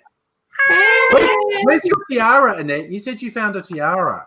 Oh, I did. Oh, where'd it go? Here it is. There you go. For Formal Friday, Annette's wearing a tiara. I would guess Mama Odie would count as a witch because technically she doesn't. Yeah, I think she would. So we're going to say yes. Yeah. Okay, is Ray cheerful? Yeah. Yeah? Ray's cheerful? Now it's just Scuttle again. No, Scuttle was the last one. Is it smaller than Pinocchio's nose? Yes. Yes, smaller than Pinocchio's nose. Now it's guessed Pip from Enchanted. Wrong. What are we doing? Is it someone's pet? Questions, guessing Ray from The Princess and the Frog. This is another one. No one's pet? Okay. No one's pet. Can it speak? Yes. Yes. Yes. Does Ray sing any songs? Yes, because he sings to Evangeline. Ray sings songs? Oh, it guessed! But it guessed. You won. What number was that? And it's disappeared. What number was that? Another cat. So many cats in the chat tonight. Where are my cats? My cats are ignoring me. I feel that's rude. OP's now guarding the kitchen because I'm sitting in my little kitchen booth setup. Nice. So he's guarding me. I don't know what from, but Joe in the chat, Joe's saying technically Glenn Quagmire and Homer Simpson and Jabba the Hutt are all Disney characters now, which is technically true. Disney owns everything now. Yeah. So all the Marvel characters are technically Disney characters as well. Does that mean we can make I can't think of her name. Black Widow. Can we make her a Disney princess? Black Widow is technically a Disney princess. Princess Leia. Oh, Glee's chopped in. She says she's glad she knows what you look like nowadays. There you go. I lost the tiara. Oh no! Got rid of a cat and lost her tiara. That's. I think I've got a tiara somewhere. I could probably find a tiara to wear. I got lots of babies and scarves. That's about it. I've got I used to do millinery. So what's that? Strictly Sega and Wreck-It Ralph breaks the internet. They flog that for all. Oh, I know there's that whole thing about are you a Disney princess? Because it's yes, that was brilliant, that whole scene. I still haven't seen Wreck-It Ralph breaks the internet, but I know I like it better than the first. It's better than the first one? In my opinion. Whatever that I haven't seen that for ages. I'll have to watch it at some point. I watched it before the first one and then watched the first one in, and I was like, oh, this wasn't as good. The second one's just funnier. Yeah. Especially if you don't realize that, like, if you buy something on eBay, that's a contract, and so you have to follow through the contract because, like, there's so many people in real life who don't understand things like that. Oh, wow. Okay. Okay, I want to do 20 questions on Doctor Who because I'm such a Doctor Who nerd. Yes, Doctor Who. Hey, Angry. Is that what a cocksucking cowboy is supposed to look like? Pretty much. If you're doing it as a shot, that's what it's meant to look like. Okay. Well, I'm not drinking it as a shot, though. That's a bit much. No, if you mix it, those things. But the whole thing with cocksucking cowboys is shot. Because the two things are different consistency, so they separate. I've already had 3 sidecars, so. Glenn says she's going to pop on a ball gown because she gave a tiara to her granddaughter. Strictly Sega wants to know, what does Adele think of Frozen 2? Yeah. I hated the first Frozen so much, I refused to watch the sequel. Okay. I cannot do it. The music is so irritating, and the storylines are not supposed to be dependent on men who run their own country. And, oh, by the way, we've whitewashed it and got rid of all the black people who happen to actually be part of this community. I'm so mad at it. All right, so we're going to do a Doctor Who 20 questions. Will it be a sentient being? They mean a sapient being. A little bit of pedantry there. A being, a place, or a thing? What will you do? Maybe a thing? A thing. Get classic Doctor Who. It just occurred to me, the key to time. Oh, That Tom Baker era Doctor Who, the key to time is a thing. Strictly Sega and Laser Dicks. Laser Dicks, okay. Laser dicks. No, we need more laser dicks in the stream. I have drunk. Brett also agrees Frozen is a lot of shit, which is good. Said that Frozen 10 is worse. Frozen 2 is 10 times worse, and just trash. So everyone hates. Hey. Strictly Sega thinks Frozen 2 sucks. Brett thinks all the Frozen sucks. Luke's gonna let it go. Let it go. Let it go. Let it go. All right. So we're gonna I want Disney to do Defying Gravity properly, like do the whole Wicked thing, so we can make her a Disney princess.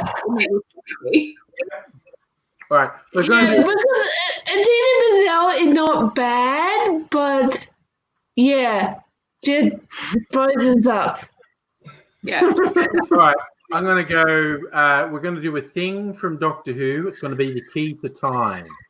Is it made of metal? I think the answer to that would be unknown. Fucking tiara. It would be some mystical thing. Is it robotic? No, it's not. Does it have special powers? Yes. Does it have 2 or more legs? No. Is it large? No. Can it be touched? Yes. Does it? Here's a good question about the key to time in Doctor Who. Does it defy the laws of physics? It does allow you to control time. Is that breaching the laws of physics?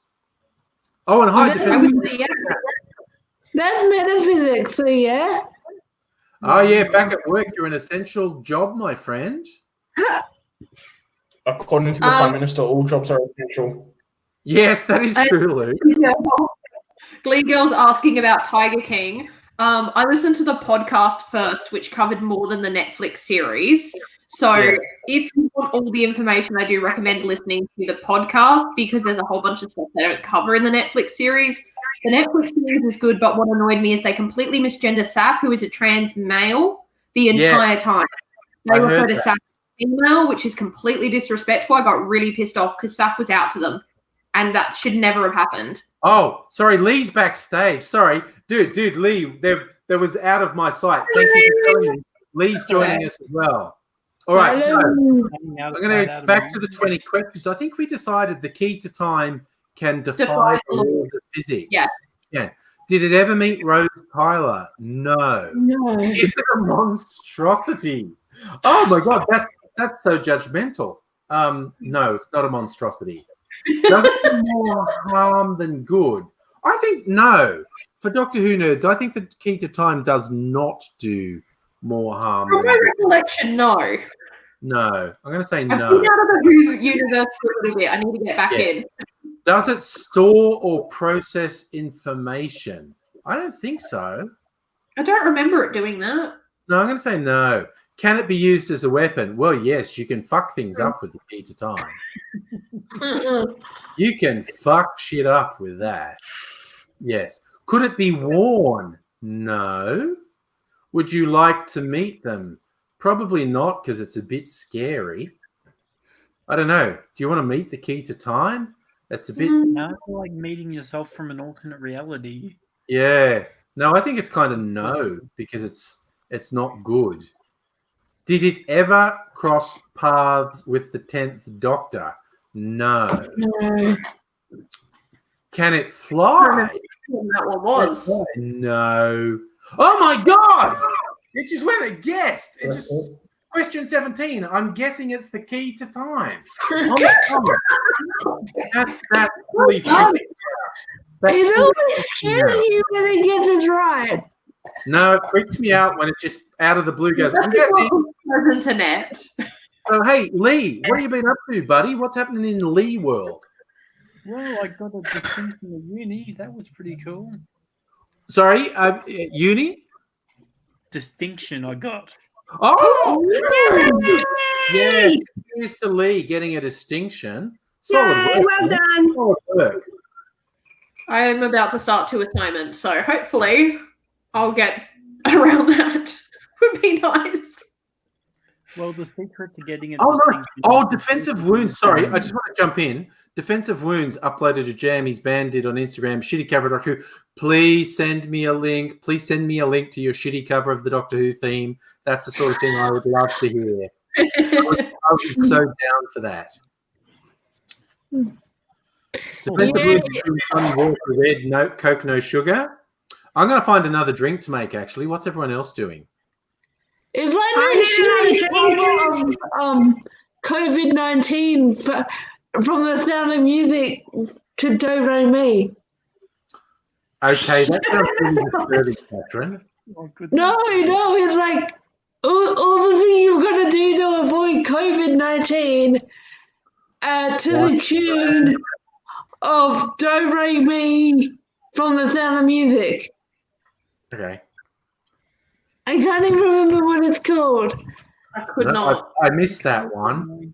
I did not even know that was a thing. I was just happy we did our It turned up on my Facebook feed, yeah. Yeah, I saw it yesterday.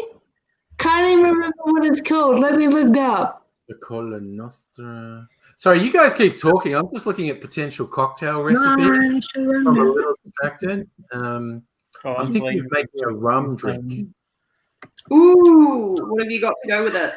Oh, I got the cutest little rum bottle. I gotta show you. I gotta go get it. Oh, please go. Yeah, it's called Do Re Mi COVID-19 version. And it did all the things you've got to avoid. It's funny. All right. I've been trying to find my COVID-related news this whole last week, so I don't have another spiral into the pits of my anxiety. Not function. No. Mrs. Angry said to me, basically, can you please stop saying depressing shit about COVID-19 all the time? I was like, okay, sorry. I didn't know how often I was doing it. I'll stop talking about it. I'm trying to get around your logo, Angry. I can hide behind your logo. Hang on. Oh, okay. I just realised that's in your face, Lee. Okay. A mini bottle of crack and rum. That is definitely cute. Hi. He's very cute. I'm going to stop putting my cartoon over Luke's face. There we go. Okay, so back into. I have not seen Strictly Sega just said about the video of Samuel L. Jackson reading the State of Fuck Home book. I do want to watch that when I'm in a better headspace because I love Samuel L. Jackson and that looks hilarious. It's a couple of years old. Like he did it just after the book came out, and the book came out a couple of years ago. I've never seen it. Oh no, Stay the fuck home or go the fuck to sleep. No, the stay the fuck home. I did actually see. That's funny. I've seen that one. Because he read the book Go the Fuck to Sleep, which was a kid's bedtime story. It's so good. Yeah. I feel like any now, if it was from Samuel L. Jackson, I could tolerate it because it's brilliant. Ooh. It's very on point for parents. Yeah. Rum. Oh, an egg white rum drink. I could actually probably get into that. You and your egg whites. Yeah, I like egg white cocktails. It's what's it? A classic. Oh, the Jungle Bird. That is a classic one. Rum, Campari, simple syrup, pineapple, lime juice. Oh, Campari, you're probably out. Carabrino. What's this one? This is a lime, simple syrup, coconut, rum. You do that. Who is like smashing stuff in the? I see noises that sound like someone. Where's that noise coming from? I don't know. All right, it's all good. It's all good. A rum dum. What's a rum dum? I love the name of that. That's two different sorts of rum, egg white, and lemon juice. That's pretty simple. Oh, I've got some overproof. I could do Stop it. Spiced rum, overproof rum, egg white, and lemon juice, and blow the top of my head off. This sounds interesting. This one's rum, Amaro, lime juice, simple syrup, pimento dram, prosecco, but I could use.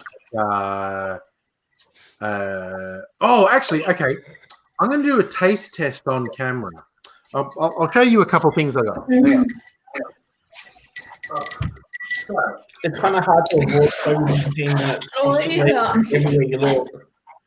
I'm going to do a taste test. This is something that I put in a drink I made earlier, Lillet Blanc. It's an aromatized white wine. It's basically a white wine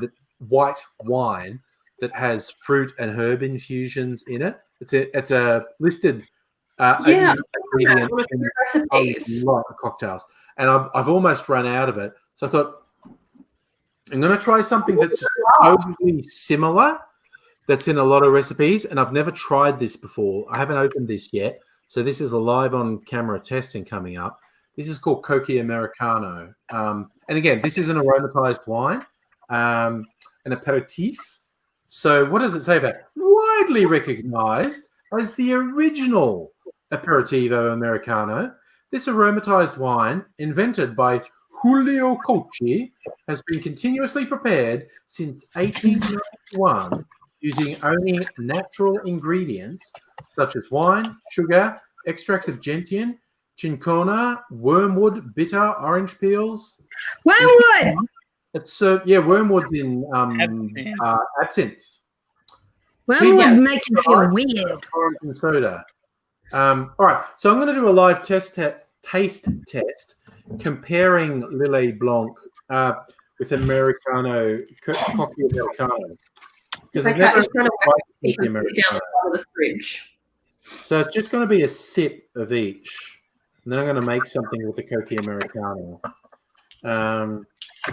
Okay, almost on the Lillet Blanc now.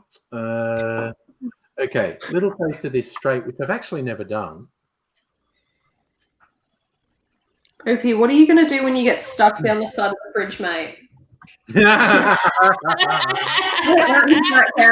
He's backed out now. He realized he'll get stuck, and although I'm a block away from the fireys, so it wouldn't be a long way, that would be a very awkward conversation. Okay, this has got a seal on it. It's like the time my nana was a dog in her recliner. What did you do? Just take my own friend. God, this has got a seal on it. I may have had too many drinks to work out how to open this one. That can't be true. You must trust me with a sharp knife about that. Well, go give it to Mrs. Angry then. Yeah, that would probably. Oh no, I've got it. He's a responsible dog. been using my nail. Oh my god, why the fuck is this so hard? Ugh. Because it's meant to be open banana. Okay, there we go. No, I've got it. Meant to be open when you flavor. All right, I got it. Drunk test.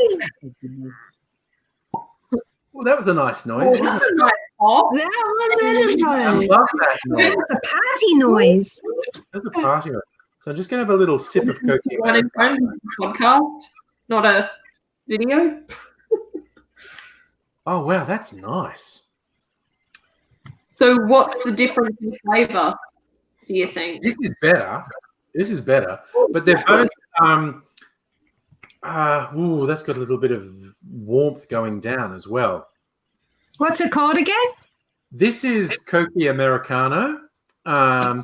These are both very similar. These are what they call Lillet Blanc. Lillet make a few. There's Lillet Rouge as well, which is, of course, red. These are both what they call aromatized wines. It's wine that's been infused with fruit and herbs and stuff. This one, absolutely delightful fruity flavor to it. I'm going to make something with the Cokie Americano now. I think which one was it? Was it the Rum Dum? No. I'm gonna. This one's called Le I Colonel. got new stuff. What did you get? Oh, what's I that? got this. What is that? It's Choctini. Oh, It that smells good. sounds decadent. Hey, Muska. Yeah, I would fly over. What? there It smells good. to Australia Okay. because of the restrictions. But and I also got Go. butterscotch, and I got the little Kraken. Oh, look. Honestly, the Kraken, a shot of the Kraken in the chocolatini would probably be pretty good. Honestly, Oh, really? yeah, a bit of rum in a dessert one would be good. Okay, because I got this little thing, so I What? can put it in that. Yeah, put an even measure of the rum and the chocolatini. That would probably be pretty good. This is going to be fun. Everyone's just uploaded something to your YouTube channel. Cool. Please send me the link. Okay, I've got to do something so this door stops making noise. Ah, motherfucker. Come on. Wait, what the hell happened? Okay. Ah, got it.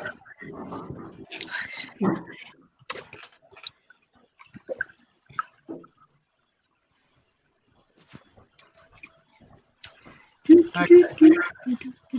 So, as I look at a cocktail, there's this one called La Colla Nostra, which is a weird mafia reference. It says rum agrica. So I'm going to freeform. This is what I love doing, finding something. Someone says, do this. And I go, okay, I don't have those things, so I'm absolutely going to freeform my recipe based on what they say. So I've got rum, Amaro, lime juice, simple syrup, pimento dram. They say Prosecco. I'm going to use Cokie Americano. Right. The only question is which rum. I could use Bacardi's probably a bit near. I've got some Captain Morgan, and okay, what I'm going to do, it says 2 ounces of this rum agricole. I'm going to do 1 ounce of Captain Morgan and 1 ounce of my overproof rum, which is like, hello, that's the sort of rum that doesn't taste too good. That doesn't taste too good? Maybe put more of the Maybe I've done the wrong. Okay, you put more of the chocolatini in. Defensive wounds. Don't put down shitty covers, man. I love shitty covers that are done for fun. All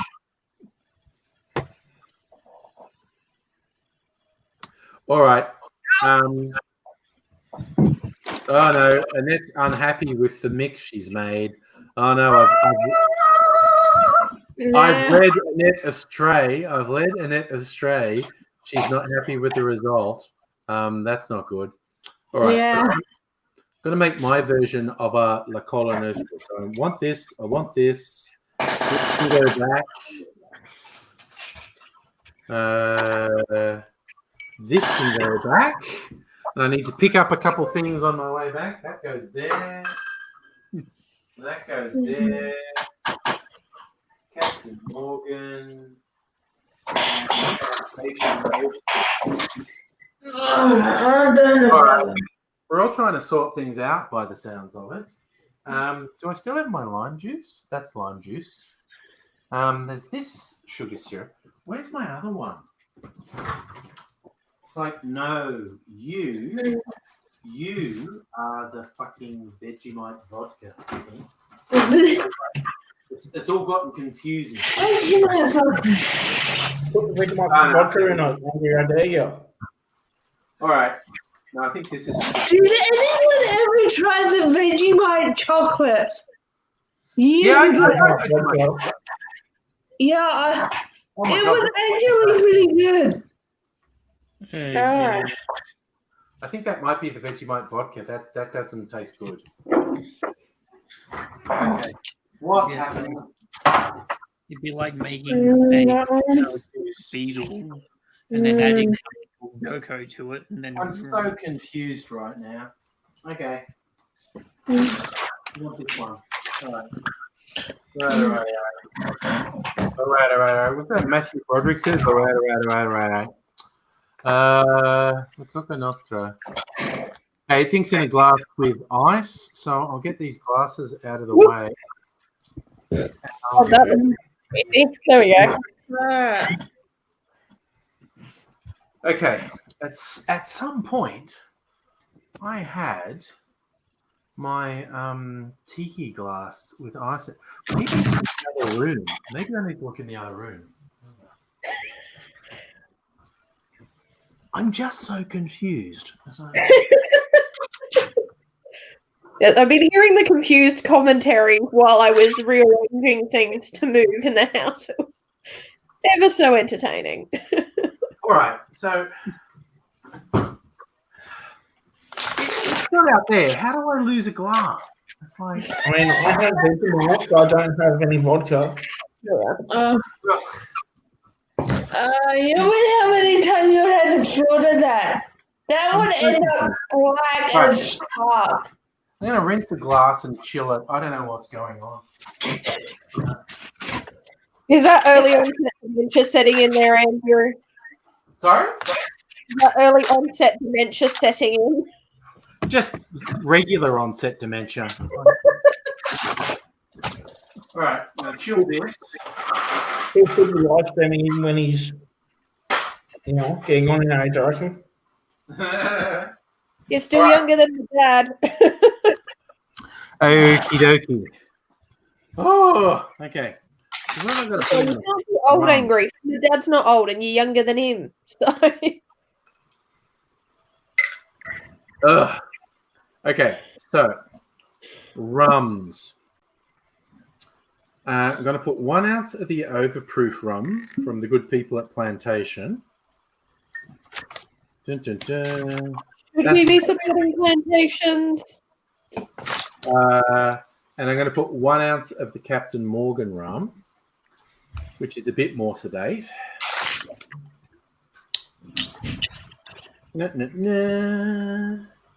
Whoops, that was more than an ounce. Okay. We'll just accept that and move on. It's a pirate. What are you going to do? Just a little bit, apparently, of the pimento dram. 1/4 of an ounce, which is a little difficult to measure something that small, but we'll just be careful. That's about 1/4 of an ounce. I think it's not on. I could see that getting dirty very quickly. 1.5 ounces of Prosecco, for which I'm substituting Coca Americano, because I like to substitute and experiment. So we'll put Coca Americano. That is a weird noise someone's making. Okay. What else am I supposed to put in? Lime juice and simple syrup. All right. My syrup that I made. Rest in peace, Annette. Yeah, I think I'm always good to head out for the night because I've got to hang out some washing still. You have to hang out with washing, isn't it? I've given up my hopes of doing washing. It's not happening. No. I did try and do stuff. Yeah, you do need to try and do stuff. Yeah. No. But yeah. I'm glad you like my dress up. It's because it's Formal Friday. I need to put lime juice in this. It's live. So, but I'm gonna head out. So. All right. All right. Catherine. Bye, Catherine. Bye. What are you waving at us, Annette? Is that wine? Wine. Moscato. Moscato. Cheers, Moscato. Okay, go do 3/4 of an ounce of lime juice. Where's my lime juice? It's over here. I'm no longer in a condition to mix cocktails. That's fair. That's absolutely fair. Progress. All right, 3/4 of an ounce of lime juice. One cocktail, it was like I made one too sweet, so now I've just ruined it tonight. So now I'm having lemon water so that I can have something sour again. That's fine. I'm going to put some more ice in my shaker.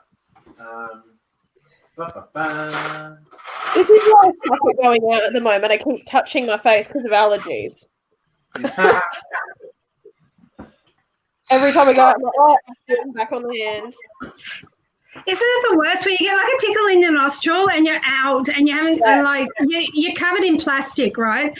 And you just you want to touch your face but you can't, you know? Because you'll get the corona and die. I'm not wearing gloves to go out. I'm not wearing disposable gloves to go out because I know I will touch my face. I'd rather, as soon as I touch my face with a bare hand, I clean my hands with hand sanitizer and let them dry. So then that way I'm reducing what bacteria is on there. But what's on your fingers already, though? If you touch, as soon as I've touched something, like I did my grocery shop tonight. So as soon as I've finished at 12, I'm making sure I'm cleaning my hands before I even walk home, because inevitably, walking home in the pissing down rain, I was going to touch my face. Yeah, that's fair. All right. Yeah, fair enough. Yeah. But I don't have enough of the hand sanitizer. That's why I'm using gloves. That's working in health. Hey, you know what? Someone thought that I went out to get flu shots on Monday or Tuesday. Yeah. And I didn't realize it, but I was wearing all blue and white. And this homeless dude in Richmond, because you know what Richmond's like, this homeless dude in Richmond was like trying to give me applause for being in health. And I'm like, no, but I do. Oh, but no. But so I accepted it on your behalf. I'm admin. My sister's a nurse. My best friend's a nurse. I haven't seen my best friend in months, so we were going to catch up. And then this all happened. And because I'm considered high risk, she's like, I will love you from afar. Yes. No, love you from afar. I'm like, I'll see you. I am drunk if I suddenly start breaking the song. I find myself doing that all the time, like even just doing the live streams. When I've got to do something, I find myself singing a description of what I'm doing. Oh, no, I need to get the lime juice. And it's like, we're now all living in musicals. It's fine. Yeah, it's very strange. But this is pretty good. My variation on a La Cosa Nostra. La Cosa Nostra. Which is the Italian name for the mafia, for those who don't know, which literally translates as the thing we have.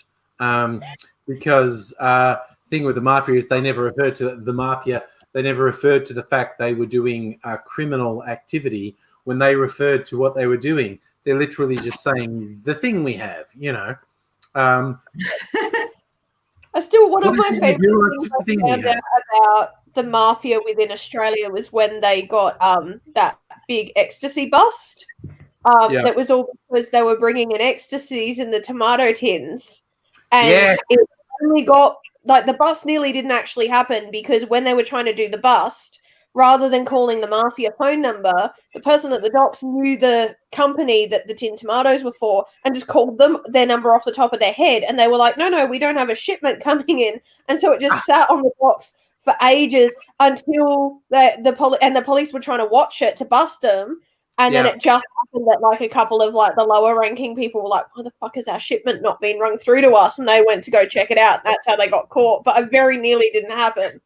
Yeah. And that was like the biggest ecstasy bust in Australia's history. But yeah, I love that about the Australian mafia, that even when doing something that organised, they're still kind of shit at it because it's Australia.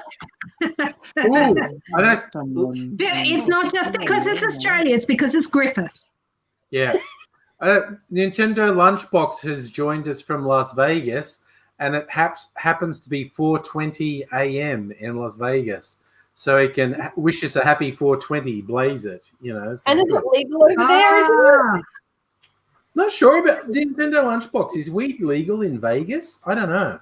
I know it is in quite a bit of America now, which is great. Only in Canada. Yeah, there's a lot of states. More than like 2 kilograms, you have to share it. Yeah, that's the polite way, Lee. If you have so much, you just have to share it. But yeah, a lot of states are illegal, but weirdly, technically, federally, it's still illegal. Yeah, because we must keep the war on drugs because that's doing so much good. We're having a war on coronavirus. Yeah. That's already happening. Joe Stratus thinks I'll be rat-assed after this round. I'm flattered that he doesn't think I'm rat-assed already. So, how many drinks have you had, Angry? I've been counting. Isn't this like the third or fourth on the stream? Is this the fourth? Third or fourth? That's kind of my limit. The fourth, I think. Because I don't actually want to get sick. I don't want to have a hangover. I don't want to get sick. So, I think that's kind of my limit, but I'm okay with that. So that's cool. Although I was going to have a dessert one, wasn't I? I've still got the strawberry chocolate one waiting to be a dessert. You should make that into a mousse. Strawberry chocolate sounds better than just plain chocolate. Yeah, this is mocha white chocolate cream with strawberry flavor. So I might put this with, what could I put it with? Some creme de cacao. Ice cream. I could put it with, I could put it with ice cream, make a fucking milkshake out of it. Yeah. Yes. Yes? Okay, I'll just make a milkshake. I'll make a milkshake before I go. So. And a milkshake in a fancy glass. A milkshake in a fancy glass, yes. All of Las Vegas is shut down. There's no gambling. And it just made me think of Adelaide has shut like the Cas. And so the pokies can't be run. So all these people around Adelaide have put on shit Adelaide on Instagram, my favorite Instagram, of like doing places at home. And my favorite one was going with these 3 toilet rolls of the pokies. No, look at that. I live in Adelaide. I've got my glasses very Dolce & Gabbana here. Yeah, well, that's nice. I like that. Thank you. It happened earlier, and I just went with it. Yeah. I'm just noting Defensive Wounds' comment about Perth using drones. The police drone they've got. Oh, yeah. I've heard that. The police are sending out drones to surveil people they think are probably breaking the isolation rules. And if they spot someone, then they tell a squad car where to go. So lazy. Just fucking do the work yourself. You're not doing anything else. It's neighbourhood policing. Get out there. Yeah. Derbyshire, I think it was Derbyshire police got in trouble for that. They were shaming people. They had a drone out at following people on their little bush tracks or whatever they call it over there. And saying, these people aren't far enough apart and stuff, and then putting it up on the internet. Yeah. And then shaming them. Corona shaming. Corona shaming. That's a new one. Corona shaming. That's pretty funny. But what's the weird thing? Like Pauline Hanson going like, it's offending our rights. I'm going to go and lie on the ground in my paddock and see if someone arrests you. God, you know. Like how? Oh, Where I grew up in the country, whenever someone said, like, oh, what happened to such and such? Like, what happened to Mick? We'd always say he went mad and we shot him. It would literally be like someone would say, where's Robbo? And someone would just go, he went mad and we shot him. It was just a generic response to asking where someone was. So I think like Pauline Hanson going and lying down in a paddock is the fucking epitome of she went mad, so we shot her. It's like, oh. Where's the tractor? I loved it when she went to England because it would be whiter than Australia or something. Yeah. And she found out. And she decided she was going to climb Uluru because you can't tell white people what to do, but it's actually quite difficult to climb Uluru. She's quite old, and she sort of had a semi-collapse and had to be helped down off the rock because she's a fucking idiot. I mean, just don't climb shit that's sacred to people. You don't see a bunch of atheists climbing up cathedrals because they're there. Don't do it to sacred land for First Nations peoples. It's not a difficult concept. Like, I reckon the view from the top of St. Paul's Cathedral in London would be great, and I should be allowed to climb up there just because it would be neat. See, defensive wounds also grew up in the country, used to say that shit too. That's a country thing. It's like, where's Robbo? He went mad, so we shot him. And it's just... I can hear it. You know, like I've got friends who lived in family friends who lived in Narrabri and Gunnedah and all of that. And I never heard them say that. I can hear it in their voices. I grew up north of Adelaide, so our line was, they're in a barrel in a bank. Snowtown. Okay. Adelaide, city of churches and axe murderers. Lee, are you in Adelaide now? What's interesting? I met Lee in Melbourne, but did you move to Adelaide? Yeah, Lee's in Adelaide too. Yeah. But yeah, like with Snowtown and all that type of stuff, that was sort of like the tail end of our serial killers that we've sort of had. We haven't had much since then, so it's sort of weird how like X amount after gun control, everything went away. It's a lot harder to become a mass murderer. Yeah, no, Adelaide had more serial killers in the fucking 80s. There was there was a rumor about a group called the Family, which was all the really connected lawyers and judges and politicians that would kidnap homeless people and junkies. Especially young boys. Yeah. That's the group that Assange was running from. Yes, no, Assange was on the run from the fucking serial killers in Adelaide. There's some friends of mine were from Adelaide, had a band called the Sweets of Sin, and they did a song that was inspired by the Adelaide Zoo massacre, which is a thing that happened in the 80s. Someone broke into the Adelaide Zoo and killed a bunch of animals, like stabbed them and whatnot. And the rumor that circulated was that they didn't just kill animals and cut their throats, like they stabbed them and fucked the knife wounds in the animals. So, yeah, I heard that. I remember hearing that on Triple J. And that's true. Adelaide's like quite. We've had a few asylums, so we've got some quite haunted pockets. And the Botanic Gardens happen to be built on the site of one of the worst asylums in our history. So if you walk through the Botanic Gardens, which technically they're closed, so you're not supposed to, it's quite haunted. And they're just doing a massive Ponzi development at Glenside, which Glenside is a massive mental health. So I don't know who's moving there, but I wouldn't be paying $600 to $1 million. I'm moving there. You just poked my inner goth. Oh my God, I gotta go. Well, I'm also close, but away. That way, away from. I saw Nintendo Lunchbox saying our conversation makes him feel better about when he had to put pets down. I'm not sure why, but I'm glad, I guess. But that's pretty weird, honestly. I like that. Who wants to hear more about the meeting? I want to read more from the book on the meeting. At a meeting, everyone has a chance to have their say. Most of the people at this meeting have nothing to say, but they say it anyway. That way, the meeting has not been a waste of everyone's times. You can tell a lot about a meeting from the refreshments. If there's a bowl of fruit on the table, the meeting is very serious and has probably been organised by an unhappy person. Have fruit.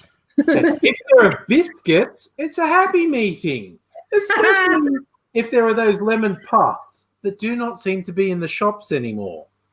Try not to think about how long they must have been in the cupboard. This book is so good. I'm a business analyst, and I shared with my team today a meme I found when I was researching someone else, and I went, this summarizes what it's like to be a business analyst. For those who don't know, a business analyst has to work with people who are doing IT projects and work out what they need out of the IT project. And often the people you ask what they need say stuff that's not particularly helpful. And this one had the business analyst saying, okay, so you need a horse. And the guy says, yes, a horse, but you don't want to ride it. And they go, no, why would I ride a horse? You want the horse to have horns and you want to be able to milk it. And they go, yes, a horse. Are you an idiot? Do you not know what a horse is? And it's just like the business analyst going, okay, I'll try and see what I can do for you. So it really captured my job, which is what I wanted. Yeah. That sounds like actually when I was desktop publishing. Very much, yeah. We want a desktop publisher, but we actually want a graphic designer. That was, yeah, in the late 90s. Okay, yeah, that sounds right. Just reminds me of when I spoke to John Safran. He's an interesting fellow. I've always been interested in him. His brain works odd. So, what? I think John Safran does some good stuff. Drink to make Mozart on the right. I'm coming up with a dessert cocktail to round the night out now. Mozart. I'd like to meet John Safran. I would. I don't know. He seems like a really fucking troubled person, honestly. Yeah, that's my type of guy. You actually go past the Farian like him. And then his friend, a rabbi, said, don't worry, in another 2 weeks, he'll be something else. Yeah. Yeah. Yeah. Well, I'm a religious gypsy as well a bit, so I can relate. Set us up. I live in the part of Melbourne that John Safran immortalized in his song Jewtown. Which is all he has a song called Jewtown, and it's all about the district from East St Kilda, where I used to live, to Caulfield, where I live now. That's where it's the most densely populated Jewish population in Australia. And he had a song called Jewtown that was about this part of town. And so I was like, okay, yeah, it's cool. But oh God, what? I'm not sure which one it was. It might have been his last TV series, but he did a thing where he was in Thailand and he was with some lady boys who were teaching him how to dress up and do makeup like a lady boy. And he kind of made a pretty good lady boy, quite honestly. But he got seriously fucking drunk, like he was really drunk. And he was staggering around the streets of Thailand in drag, just saying stuff that was going to get him into terrible trouble. The line he said, like he normally does, the line he said that I was sure was going to get him into trouble was, my children aren't going to be Jewish. They're going to be human. And I was just like, oh, John, for fuck's sake. What is wrong with you? And it's just like, oh, man. He's a classic. I love it. yeah.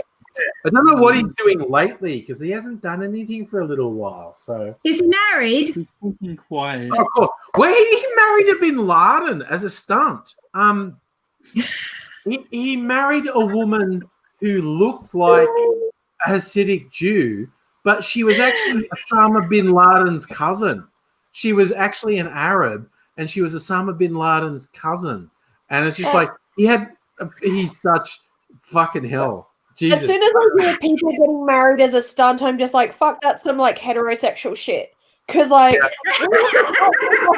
get the right to marry, most of us don't want to fuck with it to begin with.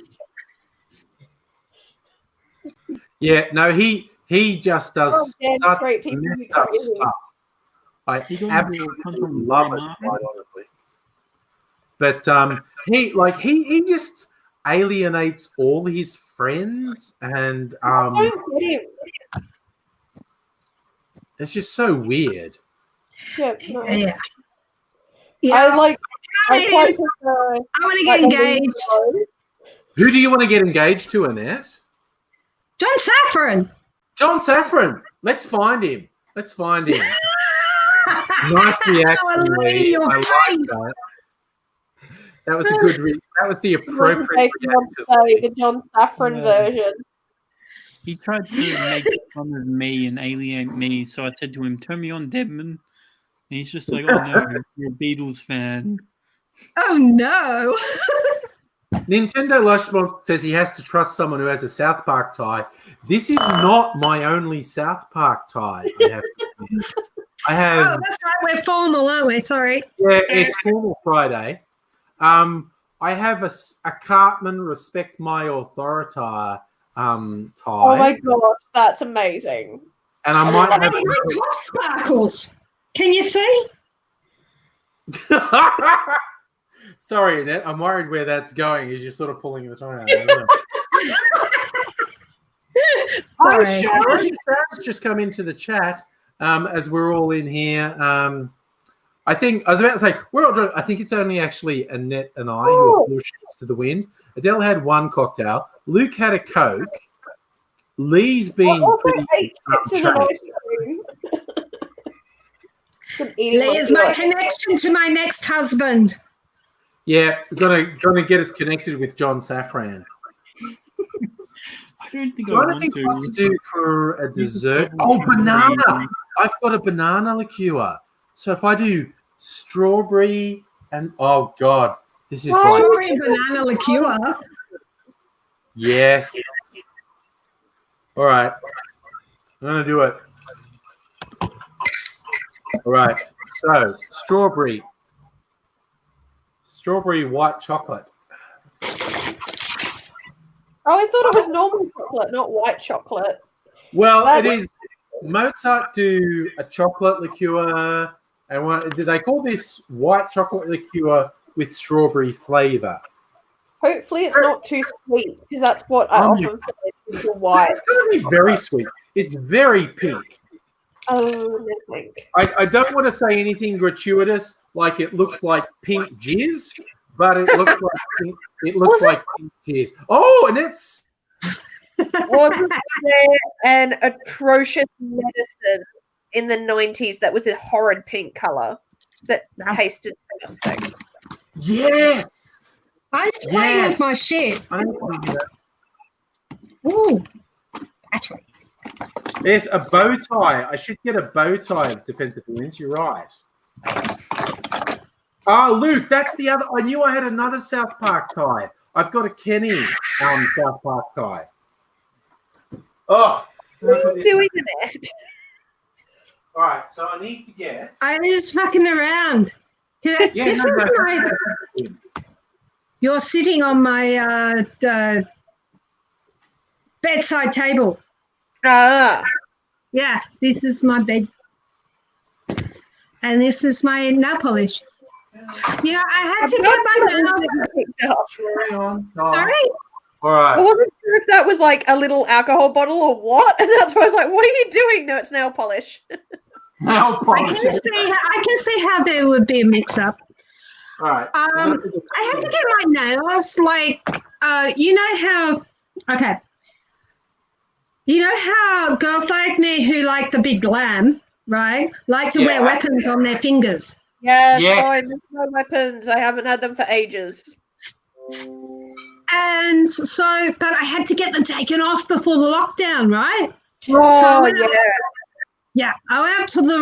up the road to the nearest one, which I know is dodgy as fuck. I'm pretty sure that they've kidnapped people from, I don't know, and somewhere in Asia. I'm sorry, and because they don't speak English, and it feels odd in there. Anyway, so like they grinded my nails off. Wow. Really? Okay. Oh, okay. Nails. Oh, I swear to God. You understand the weapon nails, like how they have to get SNS, how it has to come off like. My favourite was seeing posts around Mardi Gras with like a girl saying, "Got the perfect nails done for Mardi Gras," and they've got all these really extended, sharp nails, except these two fingers were really blunt. And you get all these clueless people going, what would you do those nails? I wonder. These ones? Practical reasons. These two are business. It's just like... I just thought it was hilarious that people even yes, business nails. Party nails, business nails. Bye. All right. Are you going? I hadn't finished my nail story, but anyway. You can't, Annette, continue with your nail story. Oh well, yes. You know, over at the scary nail place, they just it's like going to the dentist, but for your nails. It's horrible. Yes, not a good noise. I never go there. Because I've been there, once before, and that was enough. And normally I get them to soak my SNS off. Yeah. SNS is basically powder and super glue. Yeah. And it's really thick. So I normally just soak them off, but and then there's this woman next to me getting more put on. I'm like, oh, you're gonna regret that, because there is no way to get it off. There's no way to get a refill. There's no way to get it fucking taken off. She is going to end up with these big, these surfboards on her fingers that are going to break halfway through the pink. Yeah, exactly. It's just no. Soak them off. It's the pain, the horror. But yeah, my nails are like half as strong as they used to be. And they've been like peeling and catching on everything, and it's horrible. Yeah. It's terrible stuff. 3 to 4 months for my nails to recover when I got my acrylics removed. Because I was like, I'm in law school, I can't afford this. Yeah, it's expensive to have Glamo nails. I love it. I tell you what, this dessert drink to round things out, very good. This is strawberry with white creme de cacao, banana liqueur, and cherry liqueur, and it's fucking great. It's really good. I dare you to call it Strawberry Fields Forever. Strawberry Fields Forever would be a good name, Lee, actually. Strawberry Jizz would be another good name. It's very foamy. And I got the perfect reaction. It's raining here again, by the way. Oh, Strictly Sega had to go. Glad you had fun. Fuck, this is really good. I just want to neck it. It just feels really good. Yeah. Yeah. Like in the midst of this crisis, I'm like, oh, uni should be safe. And then someone at the McGill campus of my uni actually tested positive for the virus. And I was just like, no. I'm glad I'm not online. What uni, if you don't mind me asking, what uni are you at? Uni SA. Oh yeah, I'm at Adelaide Uni. So we notoriously were like, we're gonna stay open, and then all the students were like, we're not coming. So they just went and put everything online. We're still open. The West Campus, which is across the road from Uni. Adelaide yeah. Uni. We had. Sorry, go ahead, Adele. The second week of classes, I think it was second or third week of classes, we had someone, because like I only went to 2 classes, and then was like, I'm not coming because I'm high risk, and you're recording everything, so I'm not coming. And they were like, fair.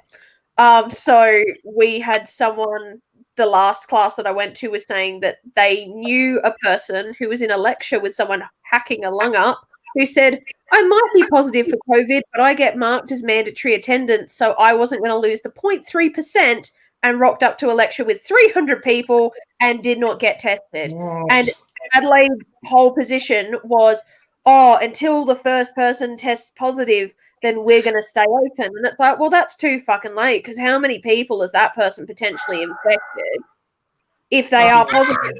How many asymptomatic people are potentially exposing everyone to it? Like, it's just stupid. So, yes, I was glad we went online because of student power.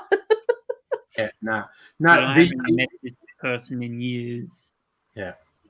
So I'm glad. And this person lives in Canada, and she's the wife of Justin Trudeau.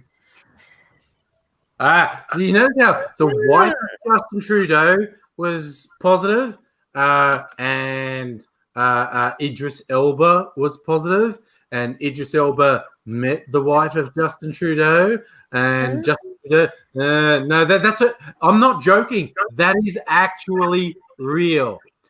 Idris Elba had met with Justin Trudeau and his wife.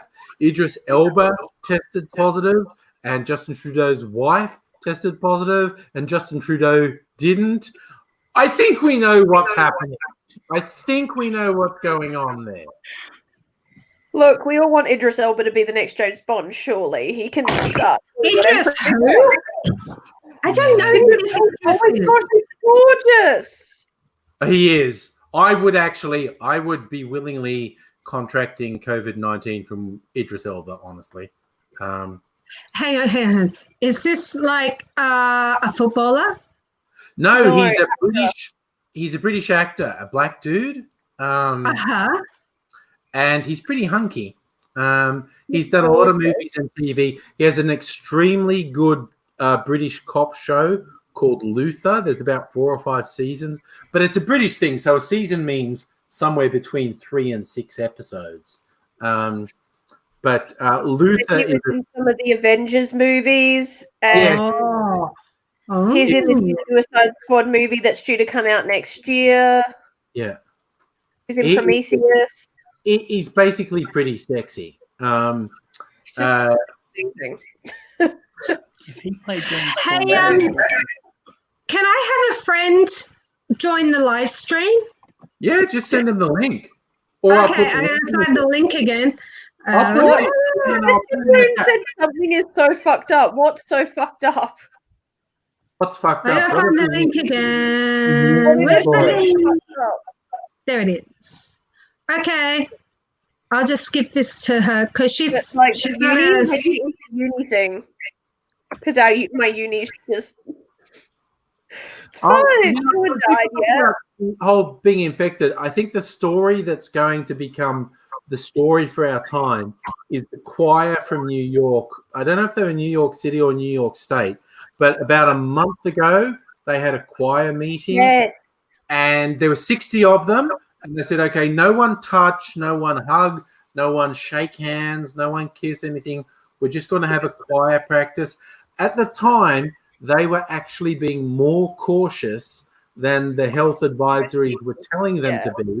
And now, a month later, out of 60 people, 45 have tested positive for COVID-19. 2 have died.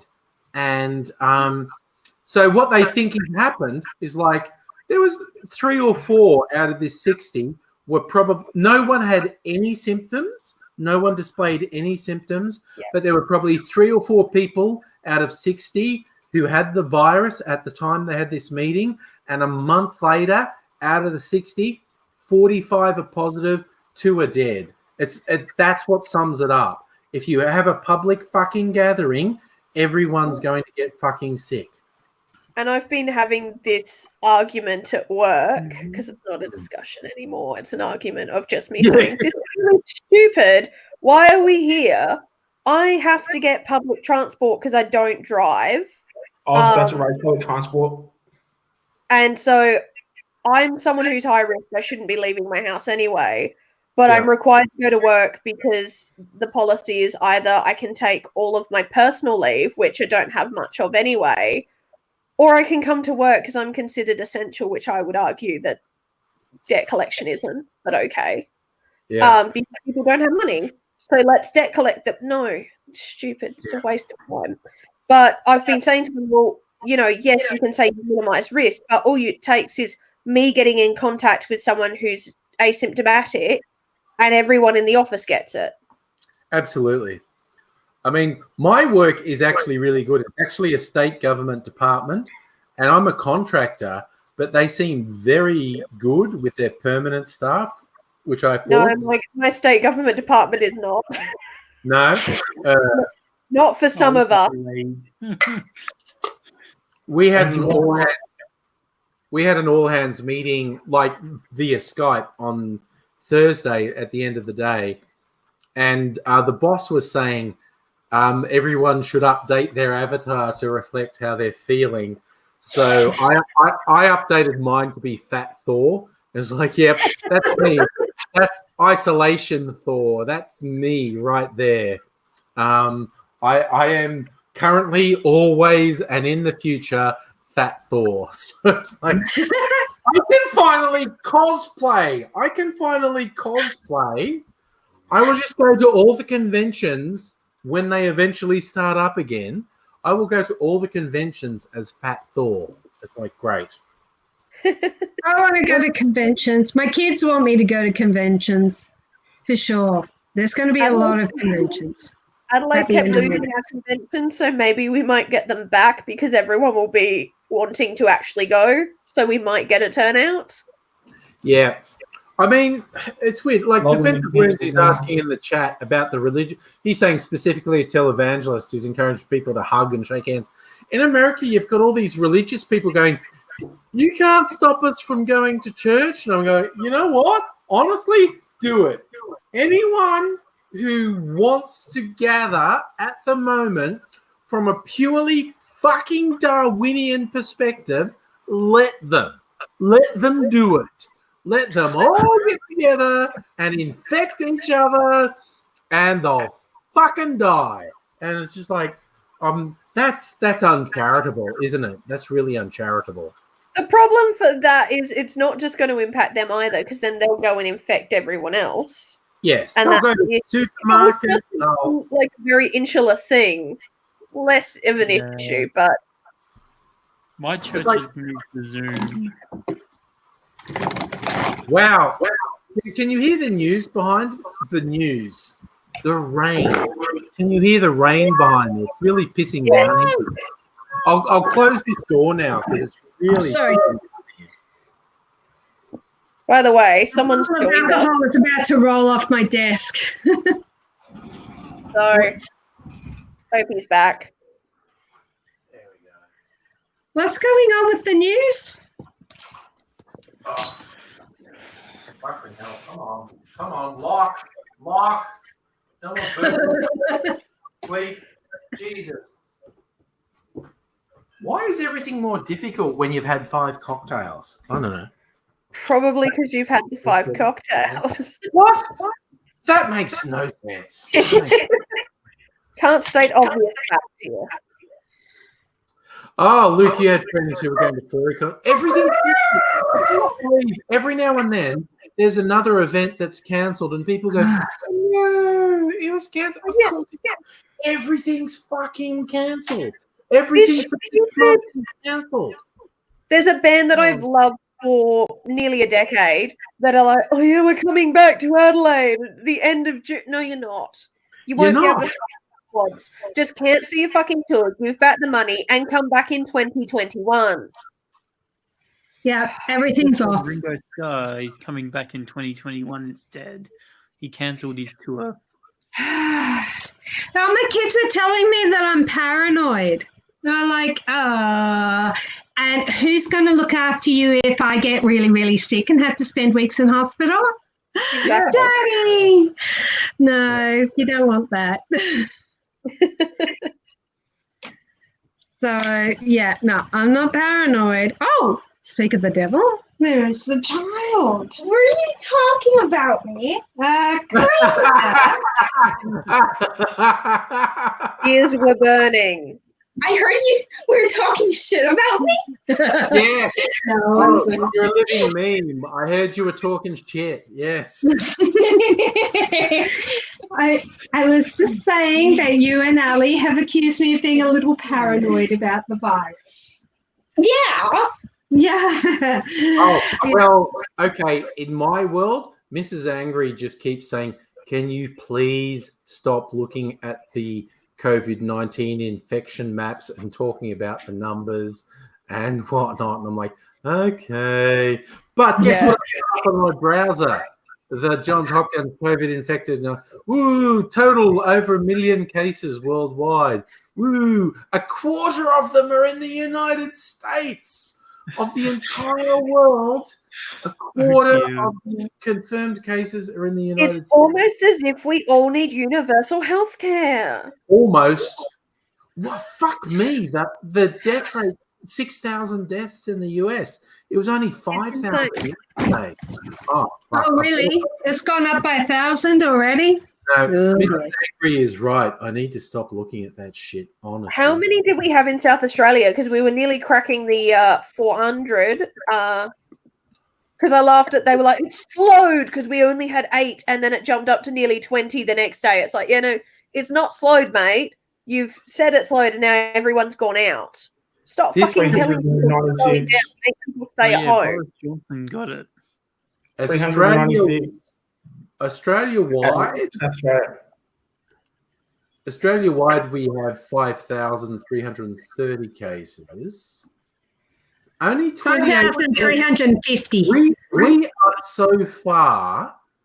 Honestly, while I'm hesitant to claim anything good too quickly, so far we have actually done pretty well in Australia. I'm looking at the last week. We have. Scary. South Australia is 4 off 400. Yeah, compared to the rest of the world. No, we are actually doing fairly well. But look, in real terms, in 12 months, somewhere in the region of 75% of the population will have contracted the virus. If we control the rate at which it spreads, the hospitals won't get overwhelmed. People who need care will get care, and it will be disconcerting, but it won't be horrifying. Whereas other parts of the world, like Italy, Spain, other parts of Europe, the US are a fucking disaster. Hopefully, we're not going to be a disaster. Luke, you reckon there's 396 cases in Adelaide? In South Australia. Yeah, so, and they've actually geomapped it. There's a crap ton in Port Lincoln, which is not great because there are quite a few retirees out that way. Isn't Port Lincoln where all the drugs come in on boats? Yep. Yep, see? I know South Australia. They're drug dealers. But the same boats that Tony Abbott wanted to stop. No, Tony Abbott was in favour of the drug boats. He just didn't like the boats. Tony wants to stop the brown people. Tony Abbott doesn't like the brown people, but he's okay with the drug boats because that's entrepreneurial. The Liberal Party supports an entrepreneurial spirit. Oh dear. Drug dealers are just little Aussie battlers having a go. They're just having a go. If you have a go, you'll get a go. That's what they told us. You just pay off the cops, you pay off the cops, you pay off the politicians, and you can get somewhere in this world.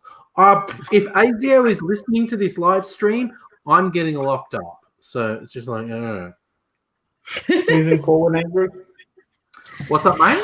Anyway, you're saying Lee, what were you saying? Sorry, what? Oh. No, we're all lost. Okay, that's fine. That's right. That's what I was going to say. The US president's like, oh, it's not going to stop us from all getting together like hombres, like good hombres, and we're going to get together in churches and everything by April. I'm thinking, you are not getting it. No. Trump finally switched. Like literally only weeks ago, he was saying it was a hoax and an exaggeration. And now he's saying 250,000 deaths would be a big win. And it's like, okay, fuck. Have you seen all the because Fox News were like, it's a hoax, it's all against Trump, all the Democrats are coming up with it, it's not real. And now they're saying, we never said it was a hoax. And I love people are putting the footage next to each other of that same person 2 weeks before going, it's a hoax, to now, no, it was never a hoax. You didn't say that. You're lying. Democrats lying. That's why he built the wall, was to impress Fox News. Yeah. These motherfuckers never get held responsible for their fucking lies. They never. It's been going on for 20 fucking years. Yeah. No.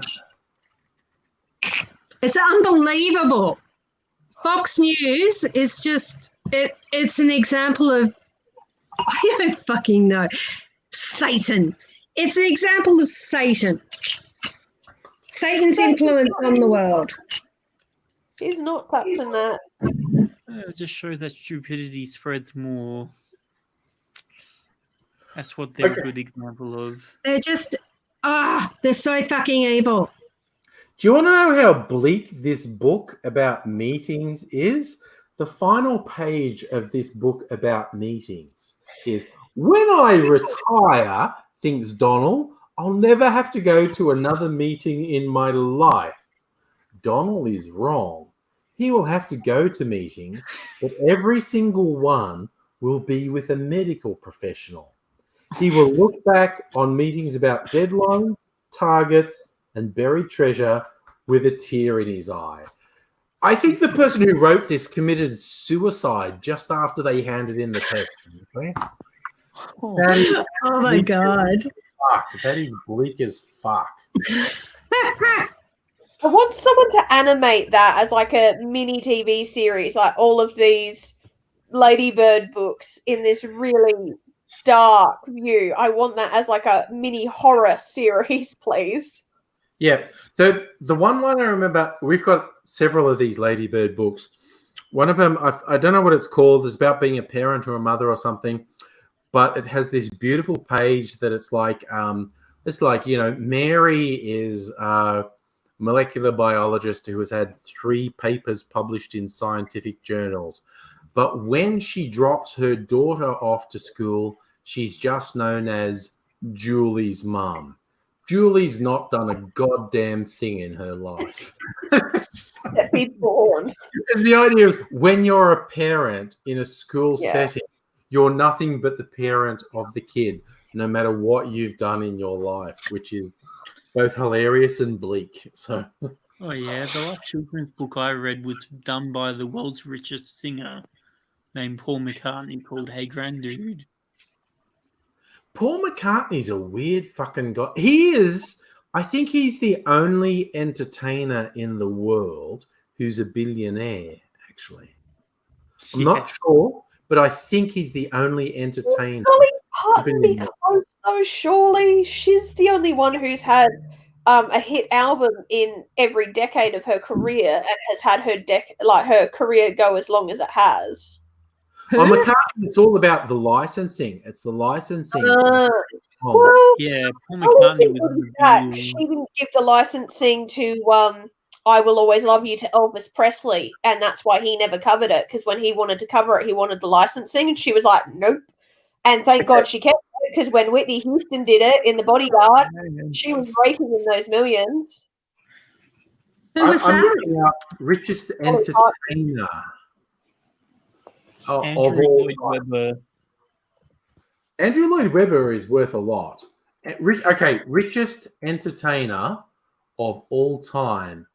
Top 10 richest musicians in the world. Number 10, Madonna. Net worth 590 million. Boo, you're not a billionaire. Number 9, Julio Iglesias. Luke, he's had a power failure. Oh, did Luke die on us? Oh, well, that's it. Life goes on. Luke had a power failure. What the fuck? Okay, cool. Number 8, Bono is worth 700 million. Boo! Bono, you're not a billionaire. Wow. Okay, here's a good one. Number 7, Dr. Dre is worth 800 million. That does my head in because Dr. Dre is not really an everyday name, but he's been very clever with how he managed shit. He's worth 800 million. And his labeling and his branding of a whole bunch of other stuff. That is how he's got that money. He's very clever in his businesses. I don't know if anyone else has. Sorry, Lee, what were you saying? Whoa, what was that? That's got a call. Sorry, what did you say, Lee? I missed it. No, well, he's got Eminem kissing his butt as well, so yeah. Of course money. Has anyone seen the movie Straight Outta Compton about niggas with attitude? Because the really interesting thing is that Dre got involved with Suge Knight, who's a fucking psychopathic criminal. He's in jail. Yeah, finally. But it's really funny because the movie Straight Outta Compton really goes like, oh, honestly, yeah, some of us got involved with Suge Knight, but we didn't know how bad he was. But Dre dropped all his rights to a whole bunch of stuff that was worth millions just to cut himself off from Suge Knight. And he's still, hey, I'm just knocking shit out. Dre's worth 8. Yeah. Okay, here we are. And Celine Dion worth 800 million. Okay. So this is another one who's not a big name, but he's smart. Sean Combs, Puffy, Puff Daddy, 820 million. Problematic. Fuck me sideways. Number 4, Herb Alpert, famous for the Tijuana Brass, who's like 100 years old. I don't know who that is. Herb Alpert is apparently worth $880 million. Go Herb. Okay, here's another black entertainer. Jay-Z is apparently worth $1 billion. Jay-Z is apparently stuff like Tidal and all of the shit that he's done with Beyonce. Yeah, he's apparently worth $1 billion. Wow. Okay. Paul McCartney is only number 2. I thought he was number 1.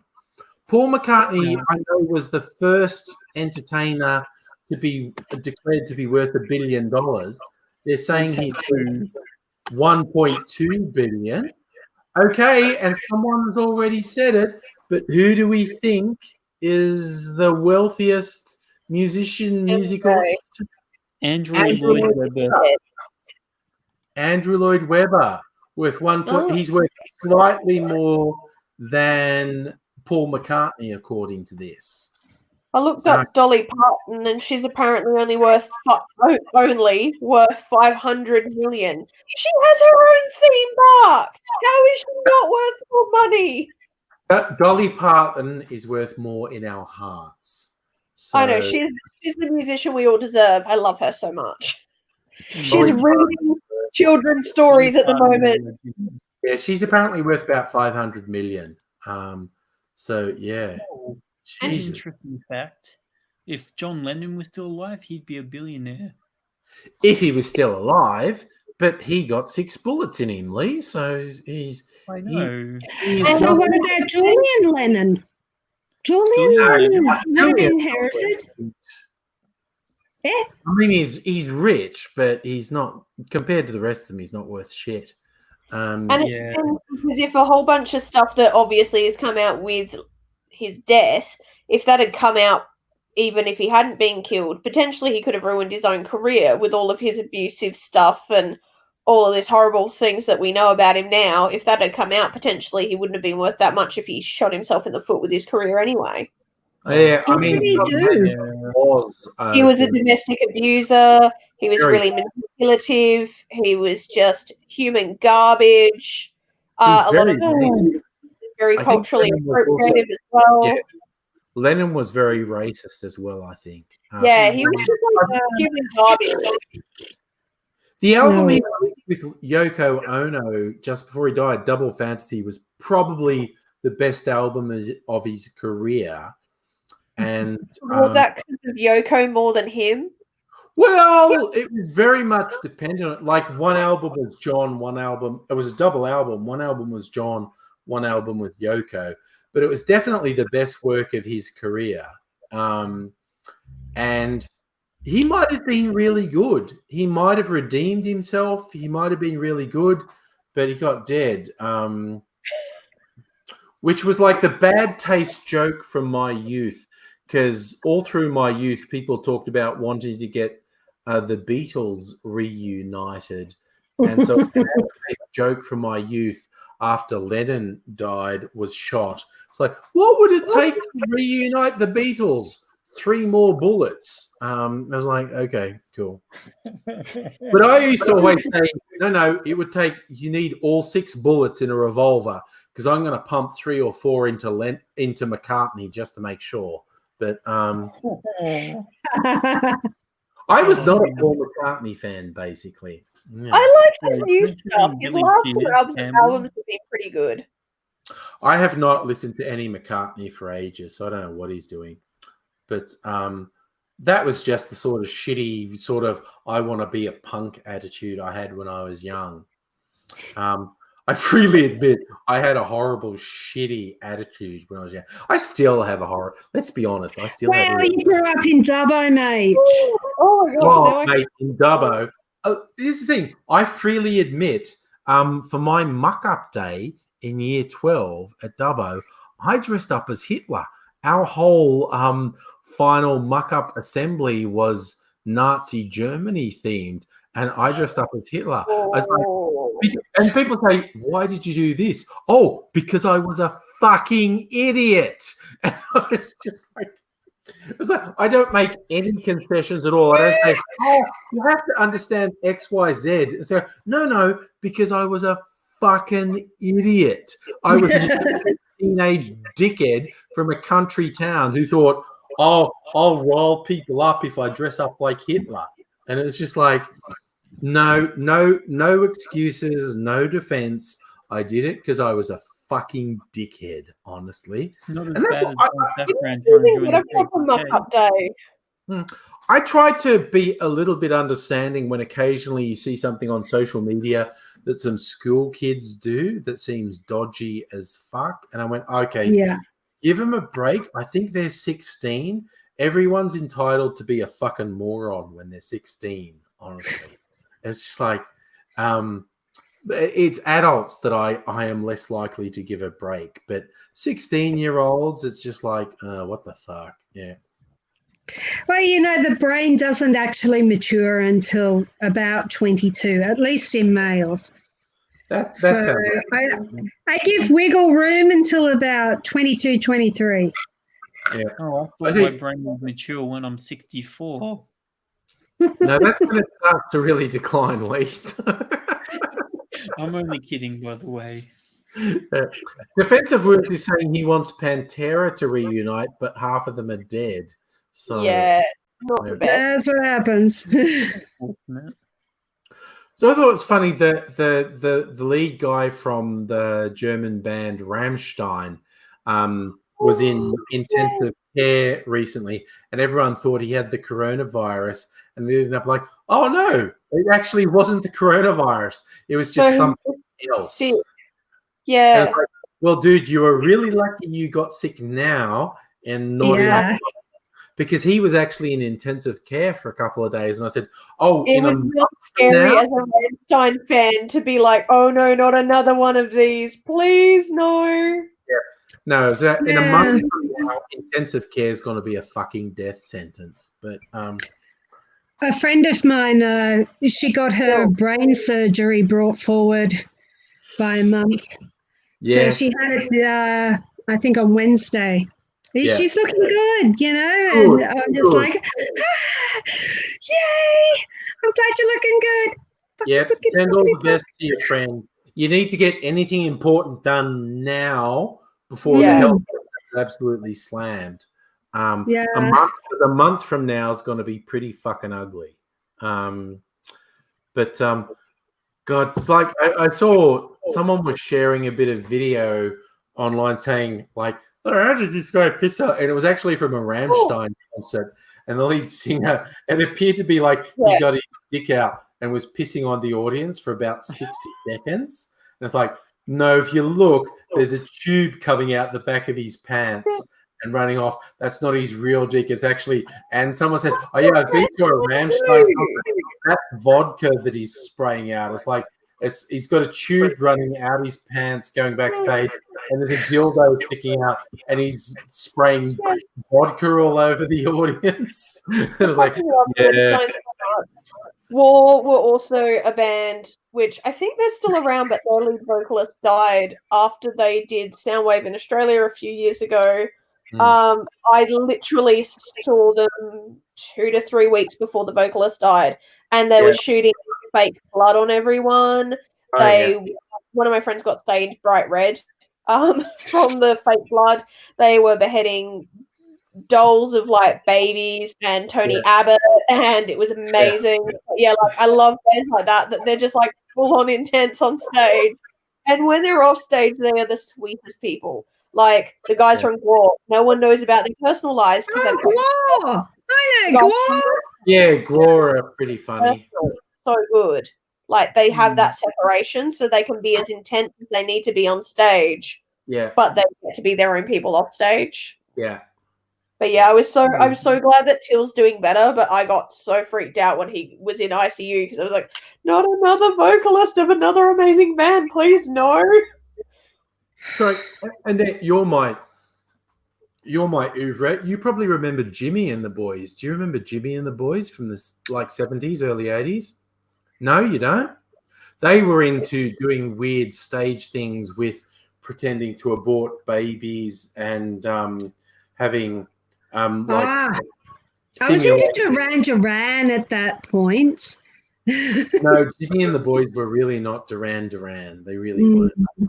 Yeah, Gore I found when I went to Utopia Records in Sydney, which was I don't know if you know it, but it was a legendary record shop for hardcore anything recorded music.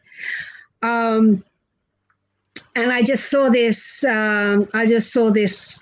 incredible postcard photograph of a guy with a the most gigantic, ugly penis ever jizzing in the crowd. And I just went, that's for me. Yes. And so I bought it. And I said, who are these people? And they said, Gore. And that's the extent of my knowledge of Gore. One of my favorite things about Gore is if anyone ever watched like the Viva La Bam series that was a spin-off for Bam Margera from Jackass. They just did stupid shit because he's friends with a lot of those kind of bands. Gore came over and were like terrorizing his poor mum April. But what I love is she's like trying to be nice to them as April does and be normal to them. And they're aliens from outer space who live on the Antarctic or whatever. Yeah. And so she's trying to like get in bed and play them like cute little nighttime songs, and they're all going, "Night, April." Yeah, it's a little bit weird. My favorite singers is Chris Hadfield. Chris Hadfield, the astronaut. Yeah. No, he's the astronaut. You can have a few minutes chat, I suppose. How many is it? I like Chris Hadfield. A couple of videos Chris Hadfield did when he was on. Shirley wants 3 minutes chat. That's fair. Chris Hadfield did a couple of cool videos when he was on the International Space Station. One was he had an acoustic guitar and he's doing a version of David Bowie's Space Oddity. Yeah. Oh, The other thing that I thought was amazing, he said, what happens if you cry in space? And he showed it and he was able to do it and he worked up tears. The tears just, because there's no gravity to make them run down your face, the tears just pool around here. And I don't know what he did to make himself cry, whether it was onions or something, but the tears just all pool around the eye, and it's absolutely surreal that there's just this pool of tears around his eyes. Wow. I saw a video about that. You did? Yeah, this one person in space was like, okay, I got a question about what happens if you cry in space, and I'll show you. They got a bit of drinking water and they put it right where their eyes are, and it just stayed there pooling around their eyes. Oh, bizarre. It went a bit over their nose, but not quite. Yeah. Yeah, we saw the same video. That was Chris Hadfield. It was really cool. So he's someone who sang Space Oddity. And he played acoustic guitar. I remember that. I remember that from when Bowie died. Yeah. The other funny thing I saw from an astronaut, someone who'd been on the International Space Station for a couple of months. There was a video of him when he was back down on Earth, and he was giving a talk to some students, and he was writing something with a pen, and then he did this and let go of the pen, which of course dropped to the floor. And then about 2 seconds later, he went to get the pen, and he's like, "Where is it?" Oh yeah! He's like, I'm back on Earth. Gravity. Just letting go of stuff, and it would still be there. It was hilarious because he just went like he's writing something, and then he let go of the pen, and it dropped straight down. And then a couple seconds later, he went to grab, and he's like, "Where is it? Oh yeah, it's down here." And it was funny. He'd been on the space station for months, and he'd only been back on Earth for a couple of days, and he hadn't quite got used to gravity. Yeah. But I think 16 sunrises a day would drive you nuts. Oh, because you're going around and around and around. Yeah. I don't know. I hadn't thought of that. That's cool, though. Yeah. When Elon That's Musk cool and annoying. Why is there no Flat Mars Society? Sorry, what was that, Lee? Elon Musk asked on Twitter, "Say, why is there no Flat Mars Society?" And then the Flat Earth Society said, "Oh, because it's round." Yeah, because we can see the other planets and say they're round, but we're quite sure Earth is flat. And it's like, okay, cool, guys, cool. Yeah, we live in a very... on their website, and they said we've got members around the globe. I'm thinking, yeah. No, we live in weird times. From my Android point of view, like, how sincere are these guys?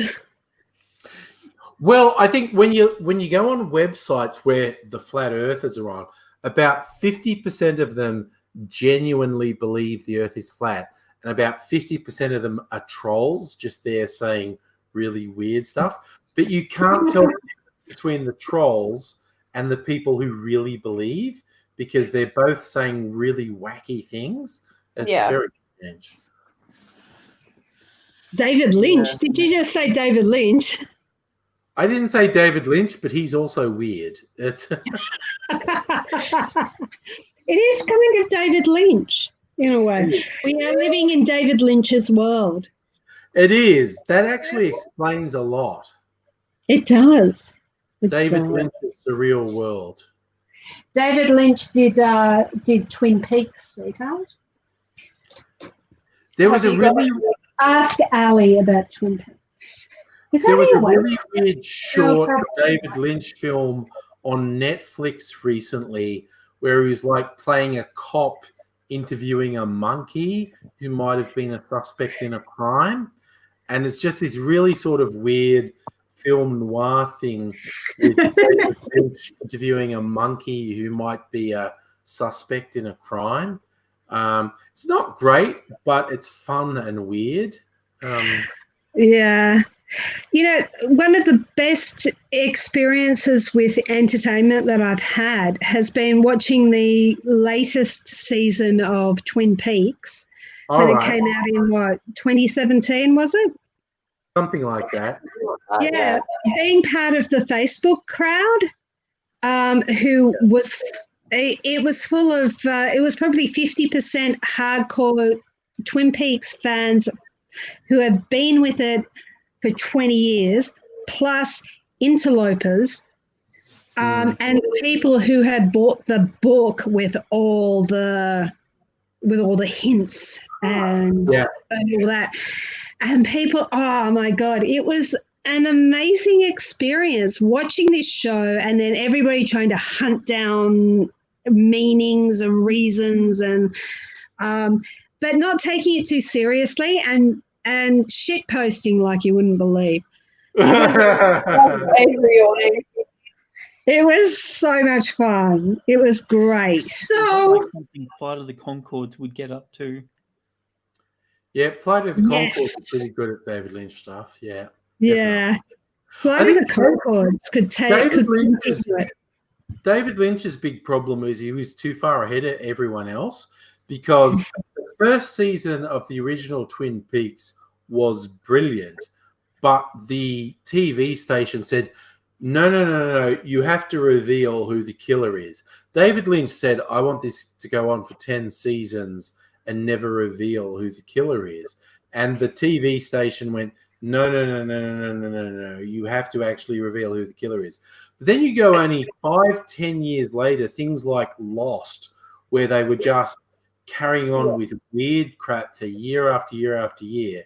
If David Lynch could have got the TV people on board to, he was never going to reveal the killer, just Special Agent Dale Cooper was going to stay in Twin Peaks and have weird stuff happen forever and ever. That show could have got on for 10 seasons easily, with just successively weirder stuff happening year after year. But David Lynch was just 5-10 years too early, and that was his downfall. All right, I'm gonna head off because I'm gonna head off too because it's 11:30. Bye. We're all going to go to bed. Formal Friday is officially out. Sarah hasn't appeared in the waiting room, has she? Who's been? No one's been in the waiting room. Okay. I've just seen them. I'm not doing a live stream tomorrow night, but I might do one in the middle of the day. But no. Enjoy your date night with Mrs. Angry. I have a date night with Mrs. Angry tomorrow night. Really so enjoy it.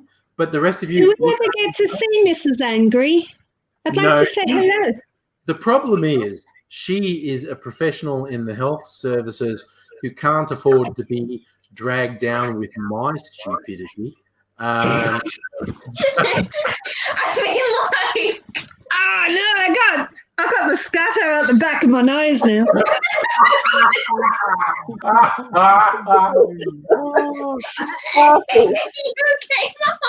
Oh, I need a tissue.